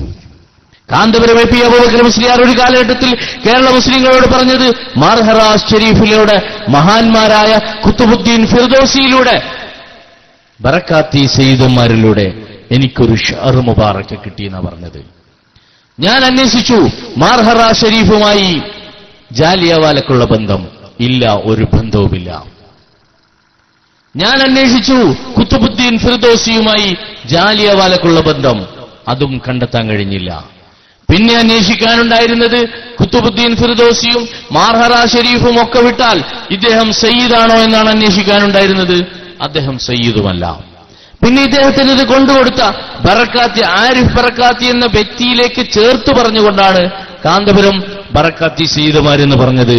അങ്ങനെ ഒരു സയ്യിദും അല്ല ആരിഫ് ബറക്കാത്തി എന്ന് ആരിഫ് തന്നെ തുറന്നു സമ്മതിക്കുന്നു. ഇപ്പോൾ നിങ്ങൾ കേട്ട ഈ ചെറിയൊരു വാചകത്തിൽ കാന്തപുരം പറഞ്ഞ എത്ര കളവുകളുണ്ട്. ഇദ്ദേഹത്തിന്റെ തെരഞ്ഞെടുത്ത കളവുകൾ വേണമെങ്കിൽ ഒരു പുസ്തകമാക്കാൻ പറ്റും. അത്രത്തോളം കളവുകൾ ഈ മനുഷ്യൻ പണ്ഡിത വേഷം ധരിച്ച് പറയുമ്പോ എത്ര വേദനയുണ്ട് നമുക്കത് കേൾക്കുമ്പോ. ഈ ധരിച്ച വസ്ത്രത്തോടൊരു അല്പവും പൂർവ്വകാലത്തിന് കഴിയേണ്ടതായിരുന്നില്ലേ? ഇത് കേട്ടിട്ട് വന്ന പുസ്തകർ പൂർണ്ണമായും ഇതേ മനസ്സും ഇതേ രൂപവും ഇതേ ചിന്തയുമുള്ളവരാവില്ലേ? ഉസ്താദ് എന്ത് ചെയ്താലും അത് അനുധാവനം ചെയ്യാൻ ആഗ്രഹിച്ചത് അപ്പടി തുടരുന്ന ആളുകളാണ് ശിഷ്യന്മാർ, പ്രത്യേകിച്ച് ഈ ഉസ്താദിന്റെ ശിഷ്യന്മാർ. എങ്കിൽ ഈ ഉസ്താദിന്റെ ശിഷ്യന്മാർ ഇതൊക്കെ കണ്ട് ജീവിതത്തിൽ ഇത് മുഴുവനും അതുപോലെ തുടർന്നാൽ എത്ര കളവുകൾ സമുദായത്തിൽ ഇനി ജനിക്കും? വരും തലമുറ സമുദായത്തിൻ്റെതായി പറയപ്പെടുന്ന പലതും ഇസ്രയേലി കഥകളെ പോലെയുള്ള കള്ളക്കഥകളായി മാറില്ലേ? കാന്തപുരത്തിന്റെ അനുയായികൾ ചിന്തിക്കാനാ പറയുന്നത്. പേരോട് അബ്ദുറഹ്മാൻ സഖാഫി കരഞ്ഞു പറയുന്നത് സ്റ്റേജിൽ കയറിയിട്ട് മാത്രമാണ്. സ്റ്റേജിൽ നിന്നിറങ്ങിയിട്ട് അദ്ദേഹം ഒരു വിഷയവും പഠിക്കുന്നില്ല, കാന്തപുരത്തെയും പഠിക്കുന്നില്ല. അദ്ദേഹത്തോട് ചോദിച്ചാൽ പറയും, ഞങ്ങൾക്ക് എ പി ഉസ്താദിന് വിശ്വാസമാണ്. ഞങ്ങൾക്ക് വിശ്വാസമില്ല. വിശ്വാസം ഉണ്ടായിരുന്നെങ്കിൽ ജിഷാൻ മാഹിയുമായി സംസാരിക്കുന്ന സമയത്ത് കാന്തപുരത്തെക്കുറിച്ച് അല്ലെങ്കിൽ കാന്തപുരത്തിന്റെ കയ്യിലുള്ള ഈ ഷെയറിനെ കുറിച്ച് ജിഷാൻ മാഹി ചോദിച്ചു പേരോട് അബ്ദുറഹ്മാൻ സഖാഫിയോട്, അല്ല നിങ്ങൾ പറയോ? അപ്പൊ പേരോട് പറഞ്ഞു, അല്ല ഞാൻ പറയില്ല. അപ്പൊ ജിഷാൻ വീണ്ടും ഒരു ക്ലാരിഫിക്കേഷന് വേണ്ടി ചോദിച്ചു, എന്നാൽ പിന്നെ ഇത് ഹബീബ് സല്ലല്ലാഹു അലൈഹി വസല്ലം തങ്ങളുടേതാണ് എന്ന് നിങ്ങൾ ഉറപ്പിച്ചു പറയോ? കാന്തപുരം എന്താ പറയുന്നത്? ഇത് റസൂലുള്ളാഹി തങ്ങളുടേതാണ്. പകരം എന്താ പറയുന്നത്? ഇത് ഹബീബിന്റേതാണ്. നൗഷാദ് ഹസനി എന്താ പറഞ്ഞത് മുമ്പ്? ഇത് ഹബീബിന്റേതാണ്. വഹാബി സഖാഫി എന്താ പറഞ്ഞുകൊണ്ടിരുന്നത്? ഇത് റസൂലുള്ളാഹിയുടേതാണ്. ഇതുപോലെയുള്ള പ്രഭാഷകന്മാർ എന്താ പറയുന്നത്? എല്ലാം റസൂലുള്ളാഹി തങ്ങളുടേതാണെന്നാ പറഞ്ഞത്. അവരൊക്കെ ഉറച്ചു പറഞ്ഞപ്പോ പൊന്മള പറഞ്ഞു, എനിക്കതിൽ വിശ്വാസമില്ല, അത് റോങ് ആണ്. പൊന്മള അങ്ങനെയാ പറഞ്ഞത്. പക്ഷേ പൊന്മളയുടെ സെക്രട്ടറിയായ, സംഘടനയുടെ സെക്രട്ടറിയായ പേരോടിനോട് ചോദിച്ചപ്പോ പേരോട് അത് തന്നെയാണെന്ന് ഉറച്ചു പറയണ്ടേ? ഞങ്ങൾക്ക് അങ്ങേ വിശ്വാസമാണ് ഉസ്താദേ എന്ന് പറഞ്ഞ് ഒരു അങ്ങാക്കി പ്രസംഗിച്ചില്ലേ നിങ്ങൾ? ഈ അങ്ങയോട് നിങ്ങൾക്ക് സ്നേഹമുണ്ടായിരുന്നെങ്കിൽ നിങ്ങൾ പറയേണ്ടിയിരുന്നത് അത് റസൂലുള്ളാഹി സ്വല്ലല്ലാഹു അലൈഹി വസല്ലം തങ്ങളുടേതാണെന്ന് ഞാൻ ഉറച്ചു പറയുന്നു എന്നല്ലേ നിങ്ങൾ പറയേണ്ടിയിരുന്നത്? എവിടെ പോയി നിങ്ങളുടെ ആർജവം?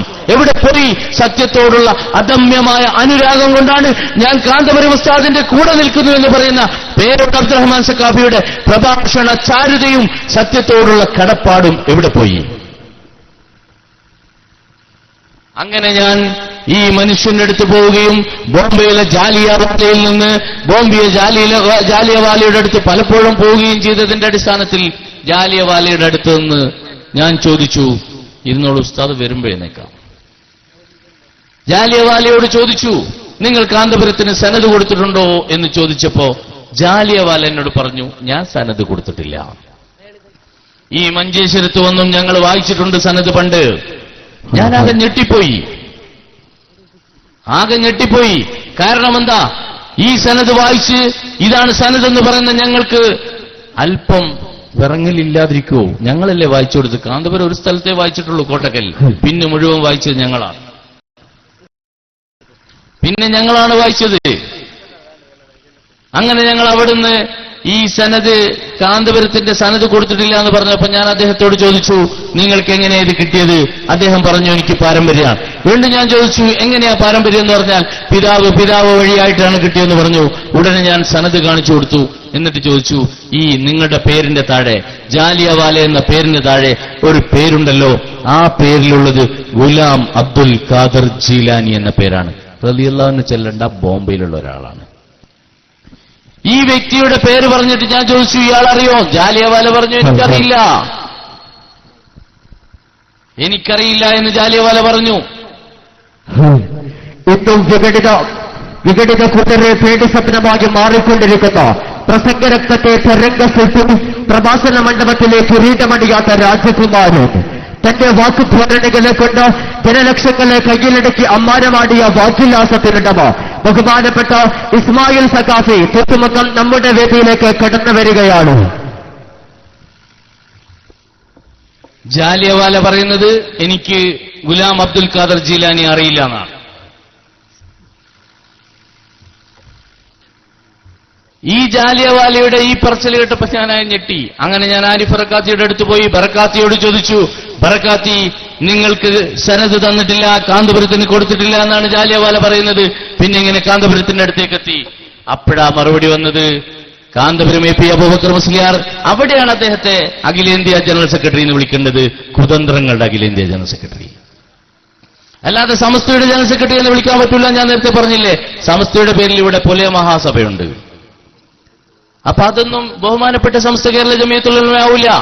അങ്ങനെ ഈ മനുഷ്യൻ ഈ ആരിഫ് ബറക്കാത്ത് എന്നോട് പറഞ്ഞു, കാന്തപുരം AP അബൂബക്കർ മുസ്ലിയാർ വിളിച്ച് എന്നോട് പറഞ്ഞിട്ടുണ്ട്. ഞാൻ ചുരുക്കുകയാണ്, ഉസ്താദിനെ ഇവിടെ ഇരുത്തി കൂടുതൽ സംസാരിക്കുന്നില്ല.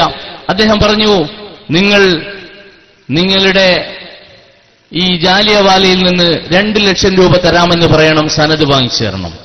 ജാലിയവാലയോട് ഇദ്ദേഹം ചോദിച്ചു, സനത് ലഭിക്കുമോ? 2 ലക്ഷം തരാം. അദ്ദേഹം പറഞ്ഞു, ഇല്ല, എന്റെ കയ്യിൽ സനതില്ല. വീണ്ടും പറഞ്ഞു, 5 ലക്ഷം രൂപ തരാം. അപ്പൊ വീണ്ടും അതാ മറുപടി പറഞ്ഞു, ജാലിയവാലിന്റെ കയ്യിൽ സനത് ഉണ്ടെങ്കിലല്ലേ കൊടുക്കേണ്ടത്. പേരോടിനോടാ പറഞ്ഞ, പേരോട് എന്ത് പറയും? ഇതാ ഇവിടെ. അങ്ങനെയല്ലേ നിങ്ങൾ കണ്ടിട്ടില്ല ഒരുപാട് CD-യിൽ? ഇതാ ഇവിടെ കുറ്റ്യാടിയിലേക്കുള്ളത്, ഇവിടെ തന്നാൽ അടിരേഖ ഏതും റെഡി. അദ്ദേഹം അങ്ങനെ പറയാറുള്ളത്. പക്ഷെ 5 ലക്ഷത്തിനും സനത് കൊടുക്കാൻ ജാലിയവാലിന്റെ കയ്യിലില്ല, കൊടുത്തില്ല. അപ്പോഴാണ് കുതന്ത്രശാലിയായ കാന്തപുരത്തിൽ ആ കുതന്ത്രങ്ങൾ പുറത്തു വരുന്നത്. അദ്ദേഹത്തിന്റെ ജന്മസിദ്ധമായ ആ സർഗവാസന പീലി വിടർത്തി. അദ്ദേഹം പറഞ്ഞു, നിങ്ങളൊന്നും പേടിക്കണ്ട, പുതിയ തന്ത്രം ഞാൻ പറഞ്ഞുതരാം. എന്താ ചെയ്യേണ്ടത്? ബോംബെയിലെ ഏതെങ്കിലും വ്യക്തി ഷാർ മുബാറക്ക് സൂക്ഷിക്കുന്നുണ്ടെങ്കിൽ അയാളുടെ കയ്യിലുള്ള സനത് വാങ്ങി നേരെ ഇങ്ങോട്ട് അയച്ചു തന്നാൽ മതി. ഈ ആരിഫ് തെരഞ്ഞു കണ്ടുപിടിച്ചിട്ടാണ് ഈ ഗുലാമിന് കിട്ടുന്നത്. ഗുലാമിനോട് പല കാരണങ്ങളും പറഞ്ഞത് വാങ്ങിച്ചു, നേരെ അയച്ചു കേരളത്തിലേക്ക്. നിങ്ങൾ കാസർഗോട്ടുകാരാണല്ലോ, നിങ്ങൾ ബോംബെയിൽ നിന്ന് പലരും കാറ് കൊണ്ടുവരാറുണ്ട്. ഇവിടെ കാറ് കൊണ്ട് നമ്മൾ എന്താ ചെയ്യുക? നേരെ ഇവിടെ ഇറക്കുകയല്ല, നേരെ അതിന് റീ രജിസ്ട്രേഷൻ നടത്തി അതിന്റെ എഞ്ചിനും ചേസൊക്കെ ഒന്ന് ഉഷാറാക്കി മൊഞ്ചാക്കിയിട്ടാണ് റോട്ടിൽ ഇറക്കുക. അത് ബോംബ് കേസല്ലേ. ഇപ്പൊ മൂപ്പരോട് കൊണ്ടുവന്നു, സക്കാഫികളായ ശിഷ്യന്മാരെ വിളിച്ചു, മലയമ്മ പോലുള്ളവരെ വിളിച്ചു. എന്നിട്ട് അവരോട് പറഞ്ഞു, ഇതിന്റെ ഉറുദു ലിപിയിലുള്ള ഈ സ്റ്റൈലൊന്ന് മാറ്റി അറബിയിൽ തന്നെ ടൈപ്പ് ചെയ്ത് അലകും പിടിയും ഫിറ്റ് ചെയ്ത് ഒരു നല്ല സുന്ദരമായ ഒരു സനതാക്കണം. അങ്ങനെ സനതാക്കി ഇയാൾ കൊണ്ടുപോയി കോട്ടക്കൽ നിന്ന് വായിച്ചു. പാവപ്പെട്ട ഞങ്ങളത് ഏറ്റു വായിച്ചു. പടച്ചോനെ, ഞങ്ങൾ ഈ ചെയ്തതൊന്നും ഞങ്ങൾ അറിഞ്ഞുകൊണ്ടല്ല, അയാളെ വിശ്വസിച്ചുകൊണ്ടാണ്. ഇതിനുള്ള ശിക്ഷ എന്താണ് നീ തീരുമാനിച്ചത്? അത് മുഴുവൻ അദ്ദേഹത്തിന് കൊടുത്തോളൂ റബ്ബേ. ഞങ്ങളൊന്നും അറിയില്ല, ഞങ്ങൾ അയാൾ വിശ്വസിച്ചു എന്നൊരു തെറ്റ് മാത്രമാണ്. നിന്റെ ഹബീബ് പഠിപ്പിച്ച പണ്ഡിതന്മാരെ അംഗീകരിക്കണം. അവർ റസൂലുള്ളാഹി സ്വല്ലല്ലാഹു അലൈഹി വസല്ലം തങ്ങളുടെ അനന്തരാവകാശികളാണ് എന്നറിഞ്ഞതിൽ സ്നേഹിച്ചു പോയതാണ്. ഇപ്പൊ മനസ്സിലാക്കുന്നു, ഇതിന് പാണ്ഡിത്യം എന്ന് പറയില്ല. അങ്ങനെ ഭാഷ പഠിച്ചാൽ, അല്ലെങ്കിൽ വെറും പാണ്ഡിത്യം എന്ന് കുറെ കിതാബ് ഓതിയാൽ പണ്ഡിതനാവുമെങ്കിൽ 8ഓളം ഭാഷ അറിയുന്ന നമ്മുടെ പഴയ നരസിംഹറാവു വലിയ പണ്ഡിതനാവുമായിരുന്നു. അതുകൊണ്ട് അങ്ങനെ ഇപ്പൊ എനിക്ക് കാണാൻ പറ്റുന്നുള്ളൂ. സോറി പറയേണ്ടി വന്നതാണ്. അങ്ങനെ ഞാൻ ഈ പറഞ്ഞ ആരിഫ് ബറക്കാത്തിയും വിട്ടു നേരെ ഈ പറയപ്പെട്ട വ്യക്തിന്റെ അടുത്ത് പോയി ഗുലാമിനോട് ചോദിച്ചു, ഗുലാമിനോട് ഈ സനത് നിങ്ങളുടേതാണോ? അദ്ദേഹം പറഞ്ഞു, അതെ എന്റേതാണ്. മേലത്തെ പേരൊന്നുകൂടി കാണിച്ചു കൊടുത്തപ്പോൾ അദ്ദേഹം പറഞ്ഞു, എനിക്ക് ഇയാൾ അറിയില്ല. ഗുലാം പറയാണ്, ആരിഫ് ബറക്കാത്തി സനത് വാങ്ങിക്കൊണ്ടുപോയി കോഴിക്കോടേക്ക് അയച്ചു കൊടുത്ത ഈ ഗുലാം, അയാളുടെ കയ്യിൽ നിന്നാണല്ലോ വാങ്ങിയത്. അയാൾ പറയാണ്, ഈ ജാലിയവാല എന്ന പേരുള്ള ആദ്യത്തെ പേരെഴുതിയ ആളെ എനിക്കറിയില്ല. കാന്തപുരം എന്താ നമ്മളോട് പറഞ്ഞത്? ജാലിയവാല. അദ്ദേഹത്തിന് കൊടുത്തത് ഗുലാം അബ്ദുൽ ഖാദർ, അതിൻ്റെതായ വേറെ ആള്, അതിന്റെ അപ്പുറത്ത് വേറെ ആള്, പിന്നെ വേറെ ആള്, ഇങ്ങനെ പോയി ഹബീബ് സല്ലല്ലാഹു അലൈഹി വസല്ലം തങ്ങളിലാണ് ഈ സനദ് എന്ന് പറഞ്ഞിരുന്ന കാന്തപുരവും. ഇടയ്ക്ക് ഞാൻ പറയട്ടെ, പൊന്മുള അബ്ദുൽ ഖാദർ മുസ്ലിയാർ അംഗീകരിക്കുന്നു എന്നല്ല പറഞ്ഞത് കാന്തപുരത്തെയും കാന്തപുരം കൊണ്ടുവന്ന മുടിയെയും. എന്നാൽ ഞാൻ ചോദിക്കുകയാണ്, പൊന്മുള അബ്ദുൽ ഖാദർ മുസ്ലിയാരുടെ ശിഷ്യന്മാർ ഓൺലൈനിലൂടെ മംഗലാപുരത്തും കാസർഗോഡും ഇത് കേൾക്കുന്നുണ്ടാവുമല്ലോ. കാന്തപുരം കൊണ്ടുവന്ന ഈ സനദ് ഹബീബ് സല്ലല്ലാഹു അലൈഹി വസല്ലം തങ്ങളിലേക്ക് മുട്ടുന്ന സനദ്, ഇത് യഥാർത്ഥ സനദാണെന്ന് പറയാൻ പൊന്മുള അബ്ദുൽ ഖാദർ മുസ്ലിയാർ തയ്യാറുണ്ടോ? അല്ല, വീണ്ടും നിങ്ങൾ റോങ് എന്ന് പറയോ? എന്നാ പിന്നെ നിങ്ങൾ ഒന്നിച്ച് റോങ് എന്ന് ഞങ്ങൾ പറയേണ്ടി വരും. അത്തരക്കാരെയാണ് ജന്മം പിഴച്ചു പോകുന്ന ഒരു അവസ്ഥയിലേക്ക് എത്തിക്കുക റസൂലുള്ളാഹി സ്വല്ലല്ലാഹു അലൈഹി വസല്ലം തങ്ങളുടെ ഇത്തരം വിഷയങ്ങൾ പറഞ്ഞ് കളവ് പറയുന്നവരെ. ഞാൻ വേദനയോട് ഓർക്കുകയാണ്. കാരണം എന്താ? ഇങ്ങനെ ഒരു സനദ്, കള്ള സനദ് ഉണ്ടാക്കിക്കൊണ്ടുവന്നു. നിങ്ങൾക്ക് തിരിയാൻ ഒരു ലളിതമായ കണക്ക് പറഞ്ഞ് ഞാനിവിടെ നിർത്തുകയാണ്. ഇതിപ്പോ നിങ്ങൾ കേട്ടല്ലോ ഈ സനദ് ഉണ്ടാക്കിയതിന്റെ രൂപം. ഈ സനദിൽ പറയുന്ന 2 പേർക്കും പരസ്പരം അറിയില്ല. ഒരാൾക്ക് മറ്റേയാൾ അറിയില്ല, ഇയാൾക്ക് അയാളെ അറിയില്ല, ജാലിയവാലക്ക് അയാളെയും അയാൾക്ക് ഇയാളെ അറിയില്ല. പക്ഷെ കാന്തപുരം പറയുന്നു, ഇത് രണ്ടും കൂടി എനിക്ക് തന്നത്. അതിൽ ലളിതമായി മനസ്സിലാവുന്ന ഒരു സമവാക്യമുണ്ട്. മാത്തമാറ്റിക്സിലെ സമവാക്യങ്ങളൊക്കെ പൊളിച്ചെഴുതിയവരവര്. പണ്ട് പറഞ്ഞു, 34ഓളം വരുന്ന സമസ്തയുടെ മെമ്പർമാരെ, മുശാവറ മെമ്പർമാരെ ഞങ്ങൾ 6 പേർ പുറത്താക്കി. അതൊരു പഴയ കണക്കാ. പിന്നെ നേരത്തെ ഞാൻ 2000-വും 25,000-ത്തിന്റെ കണക്കും പറഞ്ഞല്ലോ. ഇനി ഒരു പുതിയ കണക്ക് കേൾക്കാം. 70, 40, 27 എന്നുള്ളൊരു കണക്ക്. നമ്മൾ മുജാഹിദിന്റെ പ്രവർത്തകരെ കണ്ട അവരോട് ജിന്ന് എന്ന് പറഞ്ഞാൽ മുജാഹിദ് ഓടും. എന്താ കാരണം? ജിന്നുള്ളതും ഇല്ലാത്തതും ഒക്കെ ആയ വഹാബികൾക്ക് അത് കേൾക്കുന്ന പേടിയാണ്. അതുപോലെ ഒരു SSF-കാരനേക്കാൾ ISF പിന്നെടുത്ത് എഴുന്നേറ്റ് ഓടാൻ, ഇനി മർക്കസ് സമ്മേളനം നടക്കുന്ന സമയത്തെങ്ങാനും ഒരാളത് വിളിച്ചു പറഞ്ഞാൽ അവിടുന്ന് ഓടും ആളുകൾ. 70, 40, 27 എന്താ സംഭവം? കാൽക്കുലേറ്റർ എടുത്ത് കൂട്ടിക്കൊള്ളൂ. ഇന്ന് 70 വയസ്സുള്ള ജാലിയവാലക്ക് 40 വർഷം മുമ്പ് ഇന്ന് 27 വയസ്സുള്ള ഗുലാം അബ്ദുൽ ഖാദർ ജീലാനി ഷെയർ കൊടുത്തു, സനത് കൊടുത്തു എന്നാണ് കാലത്തിൽ അനധിരിച്ച് വായിക്കുന്നത്. മനസ്സിലായില്ല? ഇന്ന് ജാലിയവാലയ്ക്ക് 70 വയസ്സാണ്. 40 കൊല്ലം മുമ്പാണ് ഇദ്ദേഹത്തിന് ഈ ഷെയർ കിട്ടിയത്. അത് കിട്ടിയത് ആരിൽ നിന്നാണ്? ഇന്ന് 27 വയസ്സുള്ള ജാലിയവാലയിൽ നിന്ന്. അന്നാണ് ഇങ്ങനെ കൊണ്ട് ചോദിച്ചാൽ കണക്ക് തിരിയും. ആരിഫ് ബറക്കാത്തി മുഖേന ഇവിടെ കിട്ടിയെന്ന് പറയുന്ന സനദിൽ ഗുലാം അബ്ദുൽ ഖാദറിന് 27 വയസ്സാ. കഴിഞ്ഞ കൊല്ലം അയാൾ വിവാഹം നടന്നത്. കാന്തപുരത്തോട് ചോദിക്കട്ടെ, ഇതിലും നല്ലത് ഏതെങ്കിലും ശിശുക്കൾ തന്നു എന്ന് പറയുന്നതായിരിക്കില്ലേ നല്ലത്? എന്തെങ്കിലും ഒരു അടിസ്ഥാനം ഒരു സനതയിലുണ്ടാവുമായിരുന്നു, അറിയാത്ത ശിശുക്കളാവുമ്പോ. അപ്പൊ ഞാൻ ചോദിക്കുകയാണ്, എന്റെ പ്രിയപ്പെട്ട SSF-കാർ ഇതൊന്ന് വിശകലനം ചെയ്യണം. ഇത് ഞാൻ പറഞ്ഞ കളവന്നതിൽ SSF-കാരൻ വന്നാൽ ഞാൻ പറഞ്ഞല്ലോ, മഞ്ചേശ്വരത്തുനിന്ന് തിരുവനന്തപുരത്തേക്ക് നടന്നുകൊണ്ടൊരു കേരള യാത്ര നടത്തി കാന്തപുരത്തിന്റെ മഹത്വം എന്തെങ്കിലും ഒന്ന് ഞാൻ പറയാൻ ശ്രമിക്കാം. പറയാനൊന്നും ഇല്ലാന്നറിയാം, എന്നാലും ശ്രമിക്കാം. വെല്ലുവിളിയാണിത്. അങ്ങനെ നിങ്ങൾക്ക് എന്നെ നടത്തി നിങ്ങൾ ഓൺലൈനുകാരെ ബാക്കിലും കൂട്ടിക്കൊള്ളി. നടക്കുകയാണ് ഇപ്പോൾ രാമന്തളി മാപ്പും പറഞ്ഞു എന്ന് പറഞ്ഞ അനൗൺസ് ചെയ്ത് നടക്കട്ടെ.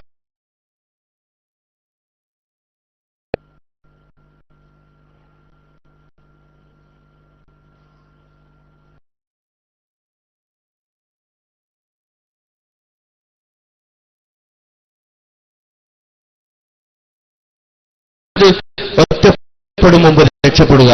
ഞാൻ നിർത്തുന്നു. അസ്സലാമു അലൈക്കും വറഹ്മത്തുള്ളാഹി വബറകാതുഹു.